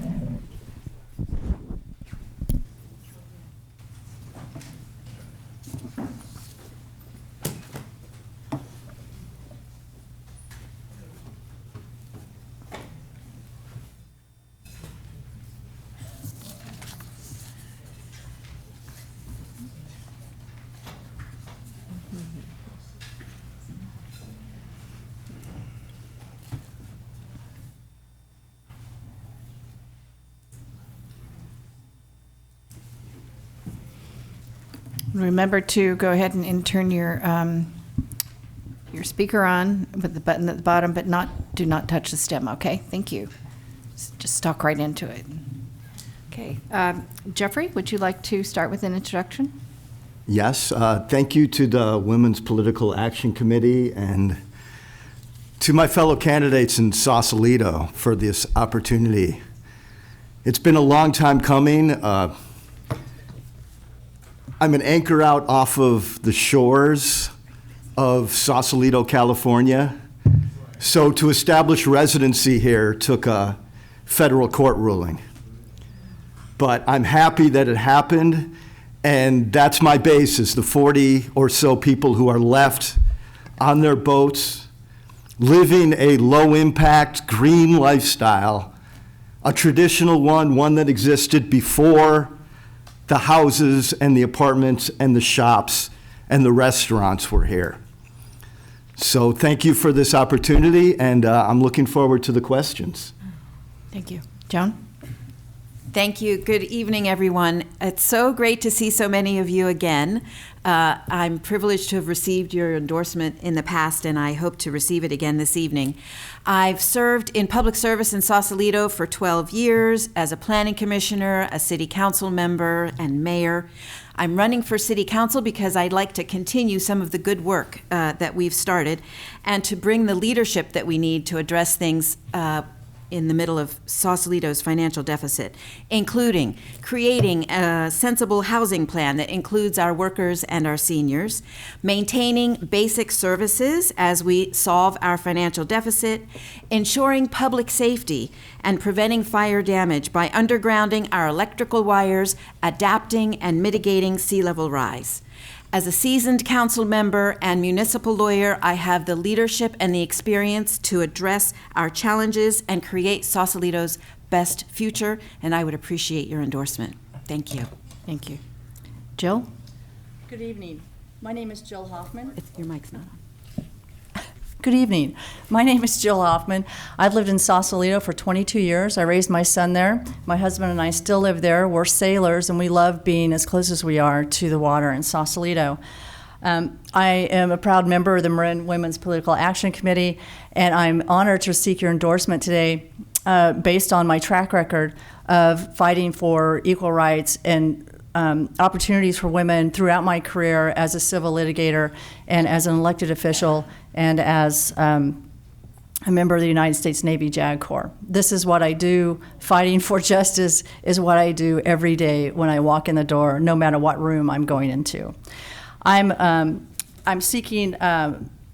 running because as a member of our community and as a fierce advocate for Sausalito, I will continue to work for the best interests of Sausalito and to continue to make a difference in our town. We are at a critical juncture in Sausalito. We absolutely have to focus on issues that are affecting our future. And those issues are our financial stability, stewarding our Sausalito working waterfront, as well as our Blue Water Innovation Zone, and increasing the number of affordable quality housing units in Sausalito. So thank you very much. Thank you. Timothy? Hi, my name is Timothy McLeod, and I am new to local Sausalito politics.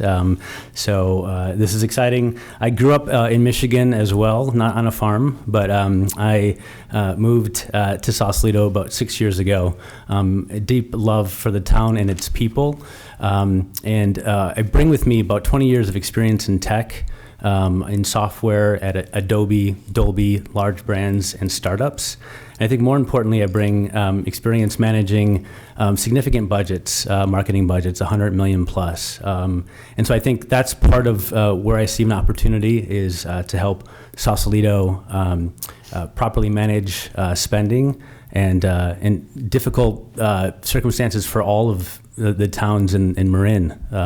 So I'm excited to be here. On a personal note, I will say as a member of the LGBTQ plus community, I wouldn't be here if it weren't for the women in my life. So it's important, and I realize that while I am ineligible for both endorsement and I think a recommendation, I'm grateful for the opportunity.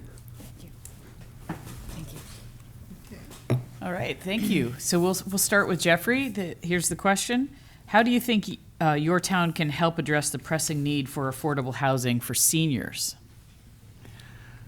Thank you for that question. I've been a witness and a participant in the council meetings for many years.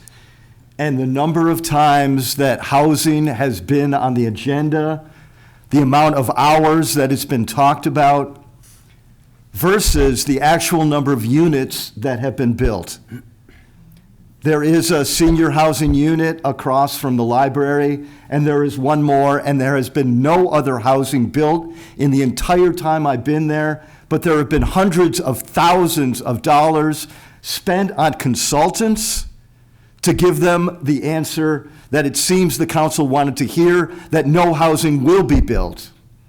So definitely housing for seniors, housing for youth, housing for the workers of Sausalito, housing for the police, housing for the fire people, housing for everybody that cannot afford the property values rapidly escalating in this town. This is the most serious issue, and it's why there are still 40 people living on boats, living in the culture of the water out there on Sausalito, despite every effort to take us out.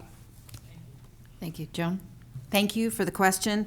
I'm privileged to have worked with Senator Mike McGuire, Supervisors Sears and Moulton Peters to identify sites for affordable housing throughout Sausalito, as well as to have started Sausalito's Safe Harbor program, which actually created free slips for Sausalito's homeless, our anchor outs, to bring them in to a slip instead of having them in a dilapidated boat out in Richardson's Bay. I have created a website called Sensible Housing Sausalito, which identifies housing sites throughout Sausalito, including sites for affordable housing. A creative way to create affordable housing for seniors is to have the city provide its city-owned property to developers in exchange for low-income housing development.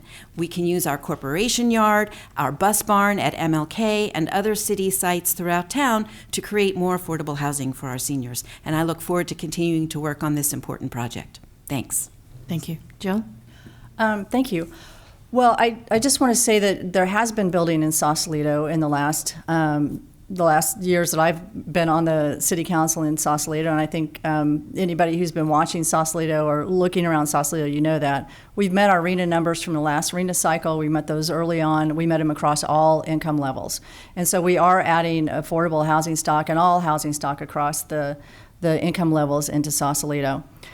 With regard to people living on the water, I do want to say and explain that when I was first elected in 2015, I was a representative for the Richardson Bay Regional Agency for Sausalito. I quickly saw that it was horribly mismanaged, and so we withdrew from that agency and brought order and safety to our waters in about 18 months. And so we continued that process with the Safe Harbor program that Joan Cox just mentioned, where we transitioned people off the water and into slips with wraparound homeless services.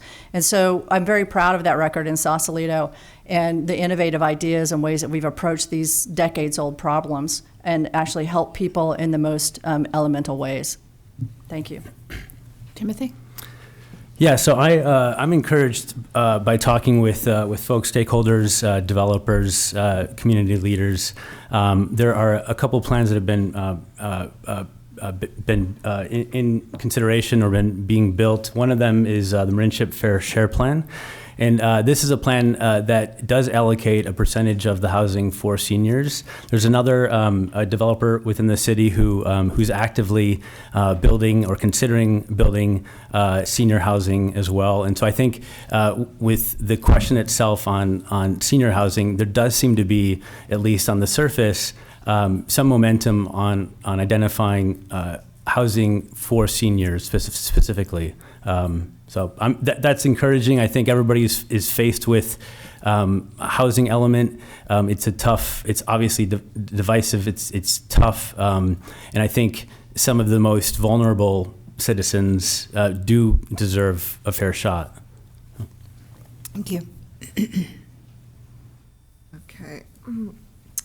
Can you each just talk about, I know obviously the existing council members have an advantage on this, but can you talk about the fiscal stability of the budget? How much do you know about it, and where does it stand? So, Joan? Sure. Sausalito has struggled in the last several years. We've had a landslide, a pandemic, a homeless encampment, all of which sapped our resources. Thank goodness we had 20% put away in a rainy day fund to help us traverse these challenges. We also have great experience in going back to basics and addressing what's important.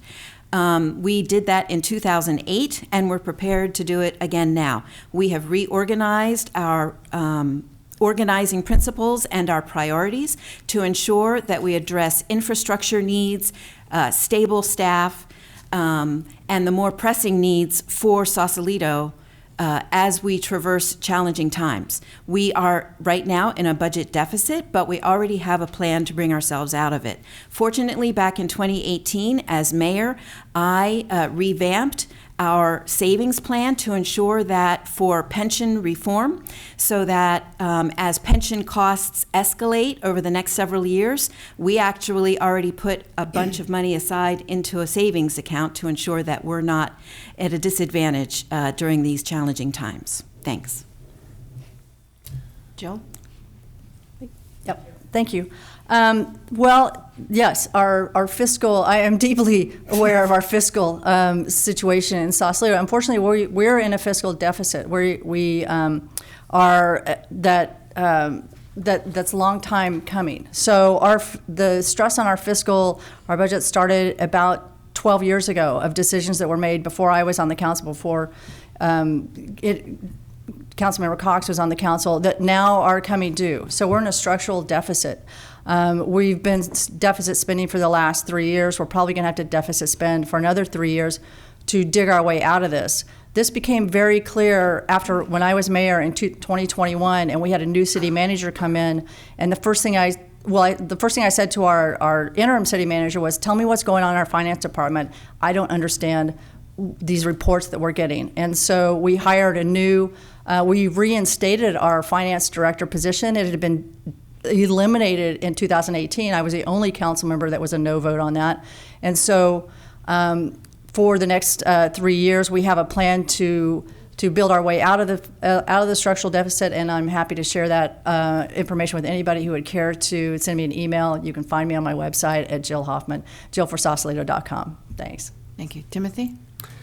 Yeah, so part of my rationale for running was what I saw in speaking with neighbors, folks across Sausalito, was mismanagement of the budget over the last several years. And I think, if it starts with transparency. And one thing that is easy to see is if you look into the tools that the city provides as far as spending, it goes only so deep, and I'm an analyst, and so part of my responsibility is to show exactly how I'm spending the resources, and it's certainly an opportunity for Sausalito to provide that level of visibility, and then with that, allow the citizens of Sausalito to then have a voice in how funds are allocated, how funds are spent.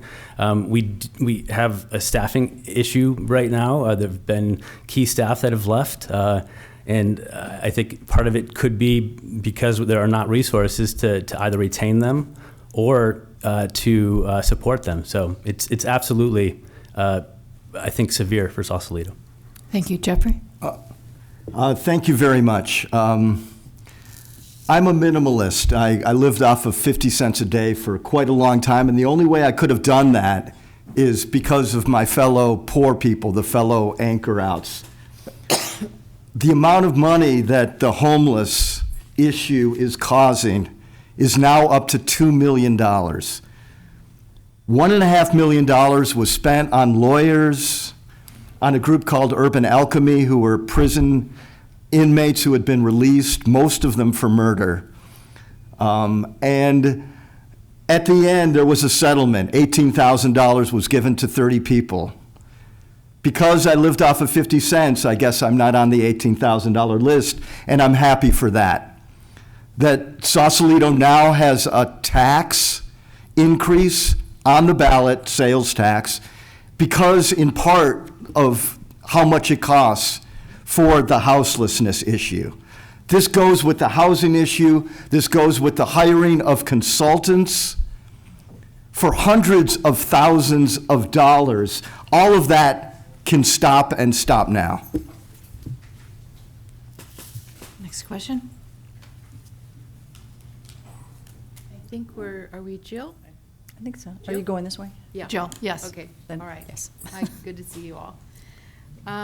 You've all touched on this a little bit, so I'll just ask you, what are your thoughts, each of you, is on the city needing to focus on aging infrastructure?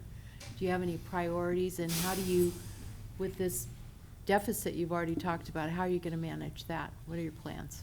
So, yeah, thank you for that. And you know, we didn't get to our deficit in the last 5 years, right? This was something that was coming due from 12 years ago. And our pension debt and our financing for different properties around town becoming due at this point. So let me just say that.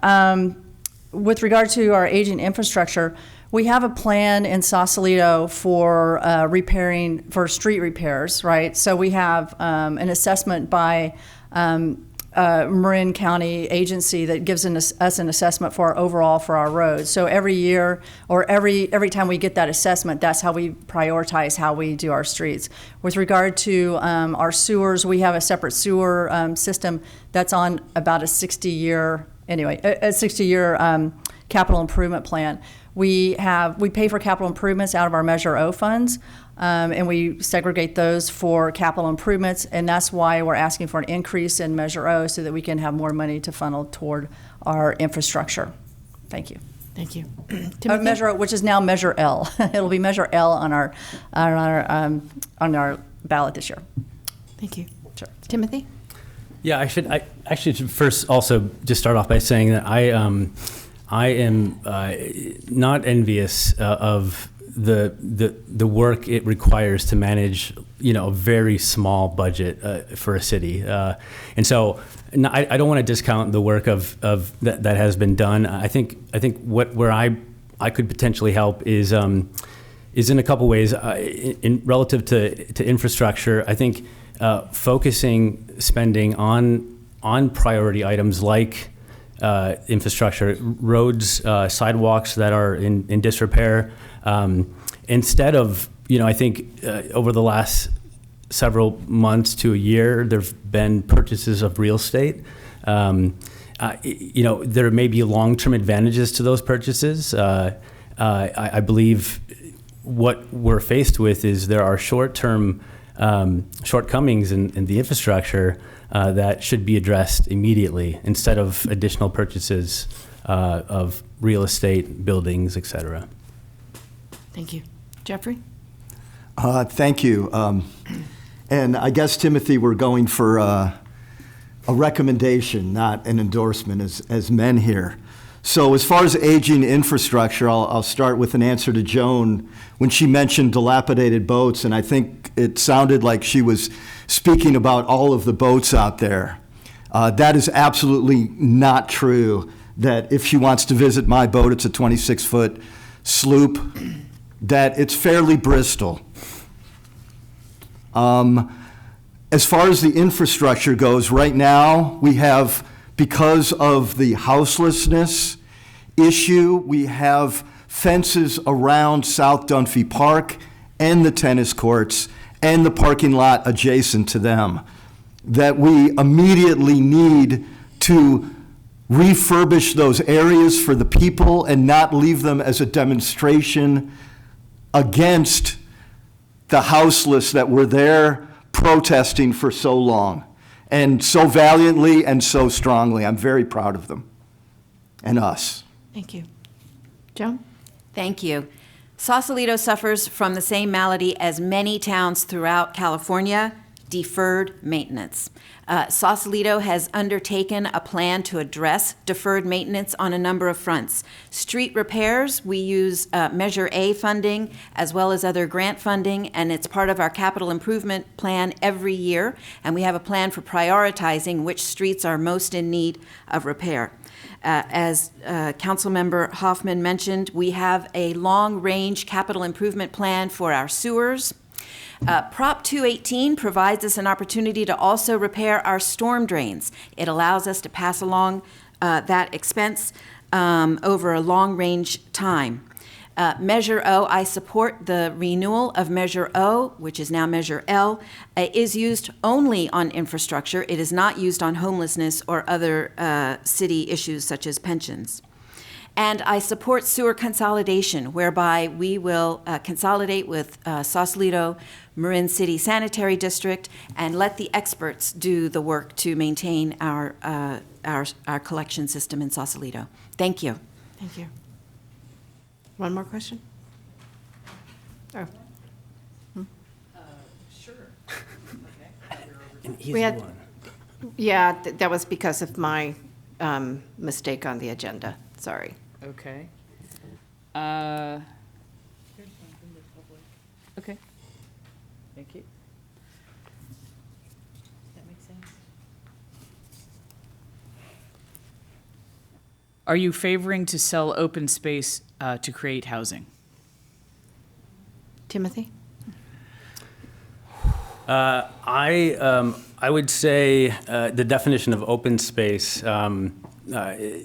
There are a few parcels in the city that I think would fall under that. Cypress is one that I'm aware of. I would prefer that we look elsewhere. We have, as I mentioned, that there's a plan that has been proposed that would actually exclude any open spaces. It does centralize on North Bridgeway, which would I think be the first place. Before allocating towards any open space. That would be my wish. Jeffrey? Thank you. The reason that all of us, I'm pretty sure, love Sausalito is because the land and the meeting of it with the water, which was not created by any politicians or any banks, but was created by some force much greater, is something that we can open up our hatches or our windows and see. We do not want to pit housing against nature. That right now we've created here in Sausalito many, many more houseless people by the taking of their boats and the crushing of them, both in Sausalito at the Army Corps and in San Rafael as well. So that is stopping in a lot of ways, that we've backed that up, that the open space right now as far as the nature does not have to be tampered with, that there is room for housing, there is room for more people in Sausalito, and there is no more room for obstruction and NIMBYism, especially from the leaders here. Thank you. Thank you. Joan? Thanks. I have been a supporter of an organization in Sausalito called Open Space Sausalito for years, financially and otherwise, and it has been very effective in preserving our open space in Sausalito. At issue most recently was Cypress Ridge as a potential site for housing, but the City Council, when this was brought to them, unanimously voted to preserve the conservation easement for Cypress Ridge and not place housing on Cypress Ridge. And I think that is a uniform commitment by Sausalito. My Sensible Housing Sausalito plan does not use open space for housing, but rather utilizes city-owned properties and other properties throughout Sausalito so that no one area of Sausalito is overly burdened with housing and everybody has their fair share contribution to housing. Thank you. Thank you. Jill? Thank you. No, I'm not in favor of of converting open space in Sausalito for housing, selling it or rezoning it for housing. I've been an advocate for open space since I was first elected in 2014 and for my 2 terms since then. I believe when I was mayor, I can't remember, but we did create new open space in Sausalito, and I was a supporter of that. When the question came before us about Cypress Ridge, we did a lot of work. That was when I was mayor, I believe, and I did a lot of work on uncovering the history of why Cypress Ridge was open space and why we needed to retain it as open space. And I was a vocal and advocate of that. I think we treasure our open spaces in Sausalito and our open ridge lines, and I think we're going to keep them that way. Our RENA allocation, of course, like every other city in southern Marin and all of Marin, I suppose, is having a difficult time with a high number and figuring out the puzzle of where everybody's going to go. But I think that we are all committed to that. I will say that nobody in Sausalito was made homeless by abatement of a boat, and I can tell you Absolutely not true. That's not true. And I can tell Madam you Mayor. that is True. the fact. That's And not so, true. It is. That's not absolutely All right, not guys, true. guys, we're not interrupting each other, okay? Well, I'm just going to point of order. That's not true. No. Thank you. All right. The point of order would be for you not to interrupt me. Thank you. Don't interrupt thank housing, you. please. Guys, it's okay. We're done. Thank you. Are you done? Thank you so Yes. much. Sure. Okay, that's it for the Sausalito City Council. Thank you very much. And, appreciate it. And good luck with your campaigns. All right. Thank you very much. Thank you. Okay, Thank you very next much. race. I apologize for the 10-minute delay, but I made a mistake in counting the minutes between the San Rafael City Council and Sausalito City Council, so it looks like we're running about 10 minutes behind. I apologize for that, but I do want to give everybody a real chance to, answer as many questions as possible. Next race is that we're covering is the Fairfax Town Council. You're welcome. Thank you.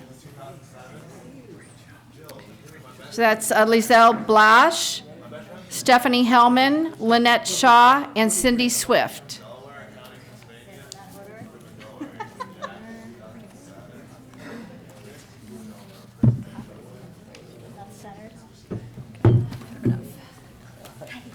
Nice to see you. Hi. You got that one?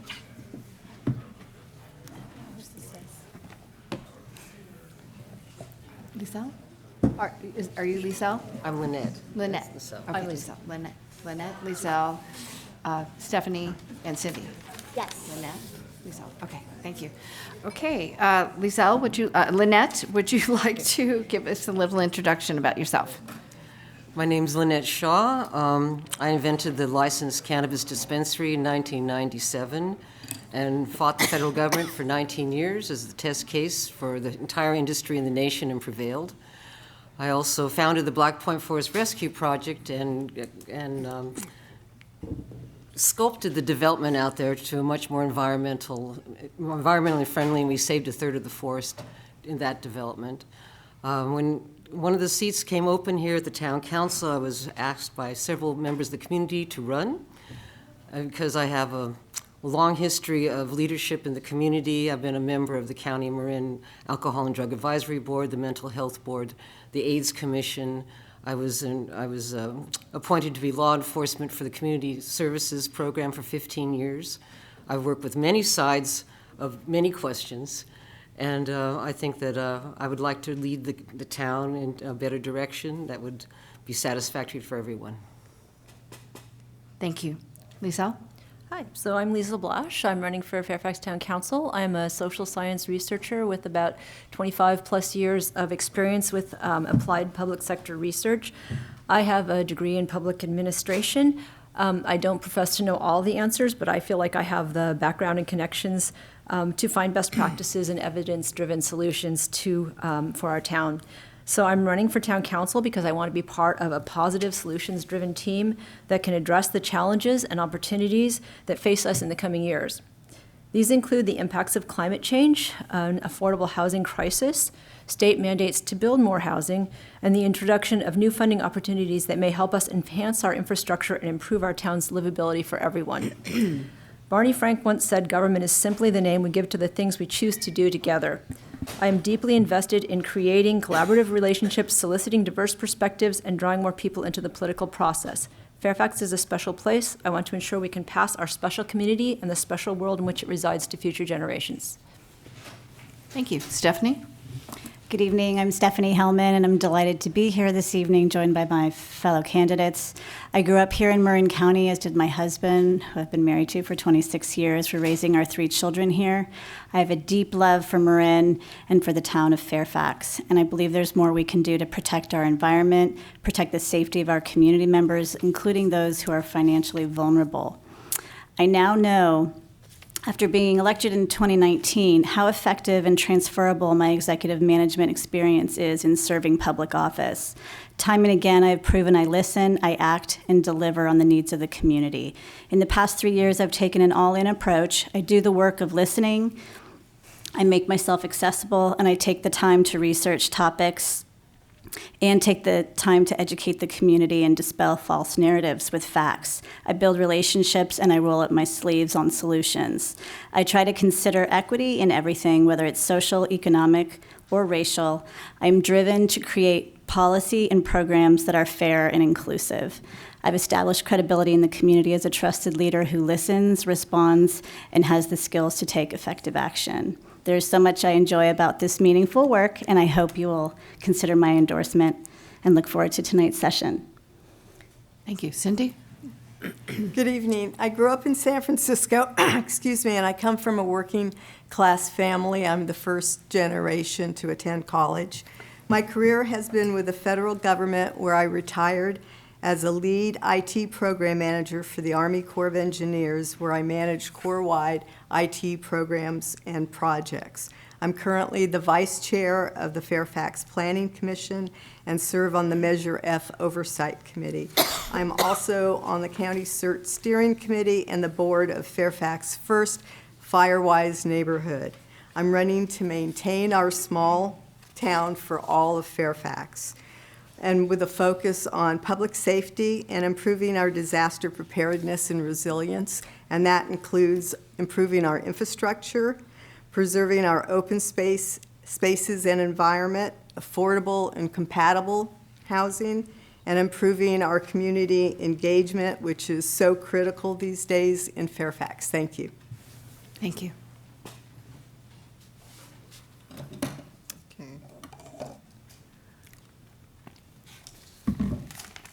What needs to be done to ensure the safest and most expedient evacuation planning in case of fire threat? Well, I do want to note that the town has worked hard on evacuation maps and on some planning. I think we're also in the process of forming a committee to deal with natural disasters, which I think will bring together stakeholders from across Fairfax to work on issues of emergency preparedness for Fairfax. I think we're also going to be having there's also a Ross Valley emergency preparedness coordinator, and I think working with that particular office, there's going to be some drills to practice evacuation in the future. So I think that we've got a lot going on to look at ways that we can prepare ourselves for natural disasters and how we can also evacuate our community. But I think that one of the things that was impressive to me was a couple of years ago, I took part in an evacuation drill, and it was really good to know what you should actually physically be doing rather than just knowing the maps. Thank you. Stephanie? Yes, thank you for this question. There has been substantial work in this area. A couple of years ago, the evacuation maps were mailed to every home, and that was a wonderful effort, I think, led by Councilmember Kohler. And they're also available digitally online. And there's a new app, I don't remember the name of it, but there's a new app that I think we need to do a better job of educating the community on, because it'll provide real-time evacuation routes. So, for example, I live on a hillside with 3 routes down. It could be one of those streets turns into one-way or blocked, and you need that real-time information. So I think we need to do a better job of educating the community about that. And I do think drills are a good idea as well. I would support a coordinated effort for a community-wide drill. Thank you. Thank you. Cindy? So I'm proud to be on the steering committee of Fairfax First Firewise Neighborhood, Cascade Canyon. I'm proud to say that Fairfax now has 9 Firewise neighborhoods. We've done a lot of work in the last 3 or 4 years on Firewise and neighborhood response groups. The evacuation maps that were mentioned, we were one of the first towns to have those. We do a lot of drills and community outreach on the issue of disaster preparedness in general, as well as wildfire prevention. We've done work in Cascade Canyon with vegetation management with goats. I worked two times. We had goats come through with Cascade Canyon, and I did the community outreach on that. So it is a continual process for the education of our community. Thank you. Lynette? I'm very concerned about the danger that our community is in from fire danger, of course. I live in a 100-year-old farmhouse on the hillside. My property has been swept clean and is fire safe, but we have a deficit in firefighters at our 24 hours. We only have 2 firefighters at any time. We don't have a volunteer fire brigade anymore, which I would be interested in helping refound and train the community about what to do in a fire, in a disaster. So we have more than just 2 people in town that can help with evacuation. I think it's wonderful we have an evac map online, but we should be passing them out and downloading them and passing them out. I would like to see definitely more training in the community and more awareness in the community. And this is something that I'm very experienced with in training people for safety and security as a security professional for 20 years. It's a grave danger if we don't do these moves as soon as possible. Thank you. LaSalle? Just Oh, you started? Yeah. Okay. Yeah. So I should have been paying more attention. All right, next question. Okay. I'll ask you as well. I've asked some of the other cities. What is your town doing and what needs to be done better, if so, with regard to reducing greenhouse gas emissions? And I think it should be Stephanie. Stephanie? Yeah. I'm so glad you asked that question. Fairfax has a legacy of really being a leader in climate policy, and I'm really proud to be part of leading some recent policies. So we recently passed, in the past year, a requirement for any new building to be all electric, and we were the first in the county to do that, the 14th in the whole state of California. We also passed a very broad landscape ordinance requiring all landscape equipment to be electric at the start of the year. And we're doing a lot of communication related to that to prepare the community for that. We are queuing up a gas station ban ordinance right now that is being explored, and our climate action plan, and we have a town resolution that commits to carbon neutrality by 2030. Thank you. Thank you. Cindy? So I agree with Stephanie that Fairfax is a leader in climate action. We've done things as far as making our town buildings more resilient. I believe we've also are purchasing a police car, electric. So we've always been a leader in this regard. I'm also proud because I'm involved with the libraries in our community as well as the county, that our Fairfax Library is applying for a resilient library grant that will not only be for Fairfax but also 2 other county libraries. So I will do what I can to support them. Our Fairfax Library is a real community resource for the community, from children to seniors, and in times when we've had power outages in various areas of the town, and I've lived here for over 40 years, so I've experienced a lot of those that people would go to the library because there was power there at that time. Thank you. Lynette? Well, I'm very proud of Fairfax being one of the leaders in this county and actually on the West Coast for this. I believe we need more EV chargers. I think that we should find ways to facilitate more bike racks, more solar, making it easier for people to use solar-powered vehicles. Like I own a Prius, and I also have a Segway, which is completely electric, but there's no chargers. Yeah. There are a few now, thank goodness. I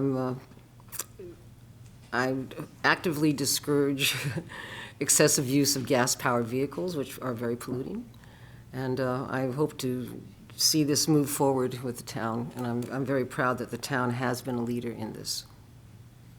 Thank you. Lizelle? Yeah. I was on the board of Sustainable Fairfax, so I'm really interested in sustainability issues. And I have to say that our town has done a lot. We did have some subsidization for people or incentivization for people to move to deep green energy, which went on for quite a while. So we have a good use of deep green energy in town.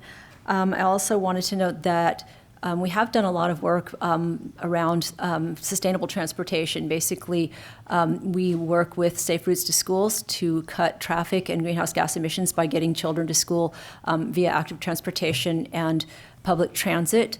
We've worked a lot on looking at how we can make our town more walkable and bikeable.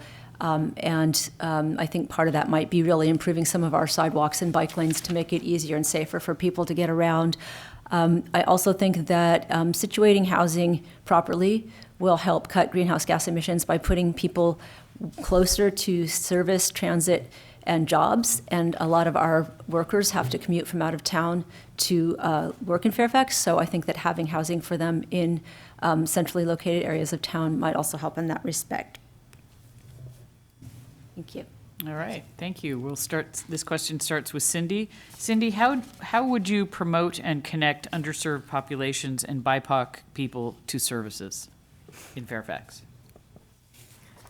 I think reaching out to the community, we have a lot of committees and commissions in town that need members. I think it's a matter of having community engagement and reaching out to the community, which I think we can do a better job of in town. We're very good in putting information out, but it's more of a one-way information source. But we really need to get out and talk to the community members in the neighborhoods and see what their concerns and issues are and bring them to the table. Thank you. Lynette? I work a lot with lower income people and people who are sick and people who are struggling with English. I would like to see more information, and bilingual information out to everybody, which is a very underserved neighborhood. We have, I personally have done a lot of outreach to this community because that's part of my mission.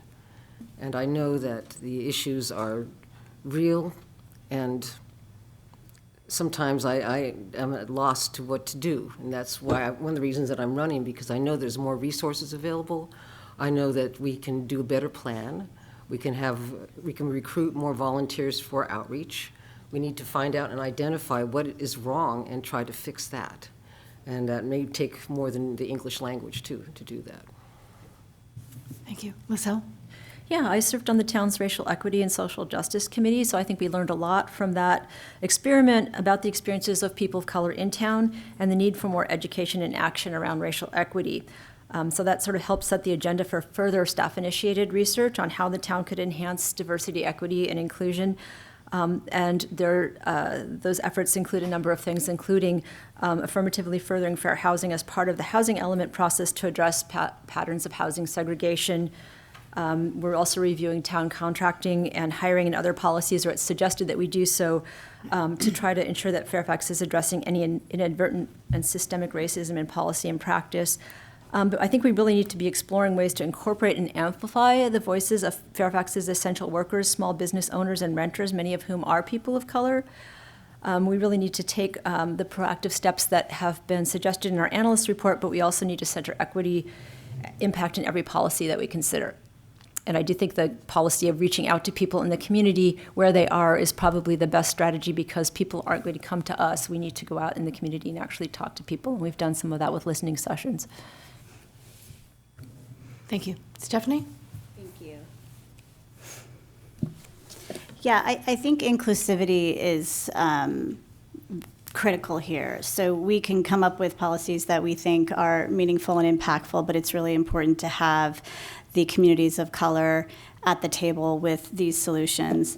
That said, as far as some of the things we've done recently, during the pandemic, we offered rental assistance grants. We've also offered vegetation management, economic support for vegetation management. As far as housing security, so the majority of renters are BIPOC in the county. One of the things I'm leading right now with a colleague on the council and other community members is rent stabilization for Fairfax. So a third of Fairfax renters are spending over 50% of their income on rent, and 70% fall in the low to extremely low income. And so I think that's an equity policy that we should all be considering across the county. And as far as how we bring more voices in, I think there's so much more we can be doing. Yeah, sorry, thanks. Thank you. Last question?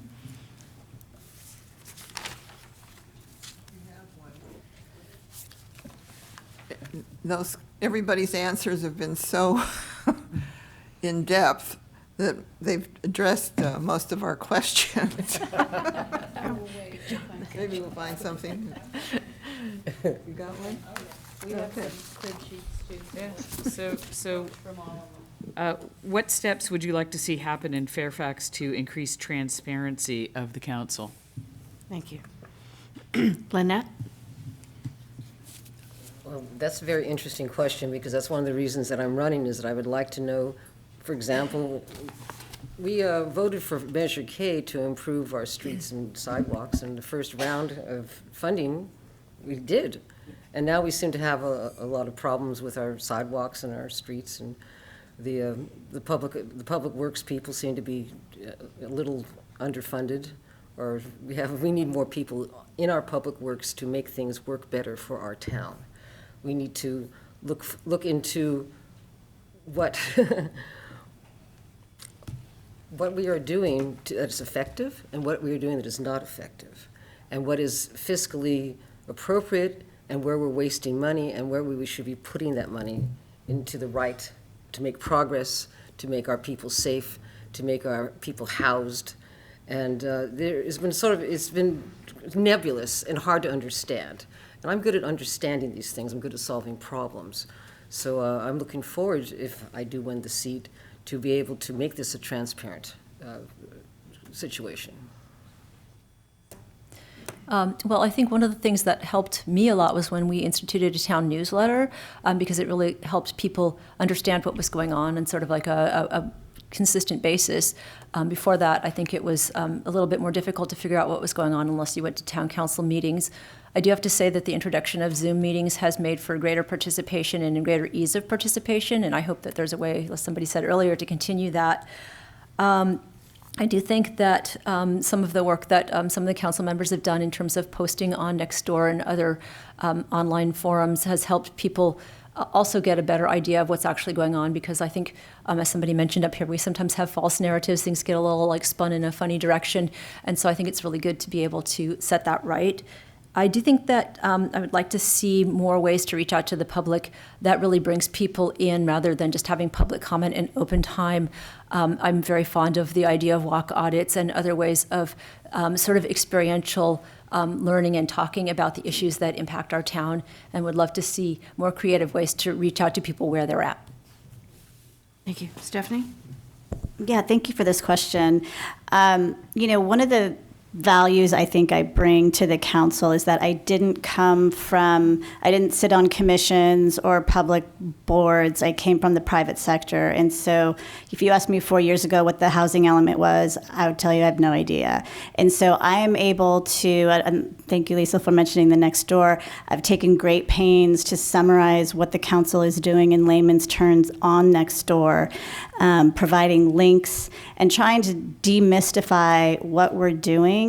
And provide, like I said, the links, because we do have issues like all jurisdictions with the false facts, false news, false everything. And so I just want to encourage, perpetuating facts and data. And so I always provide empirical documents. So that's what I've done. I'll leave it there. Okay. Cindy? I think the town's really increased over the last 5 or 7 years its information that it puts out to the community, with the town newsletters, and you can sign up for specific information that you want.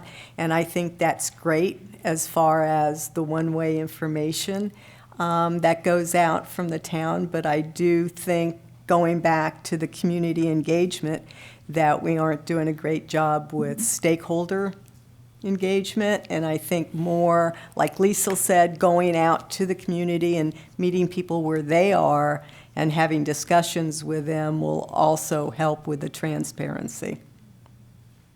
Great. Thank you very much for joining us, and good luck on your campaigns.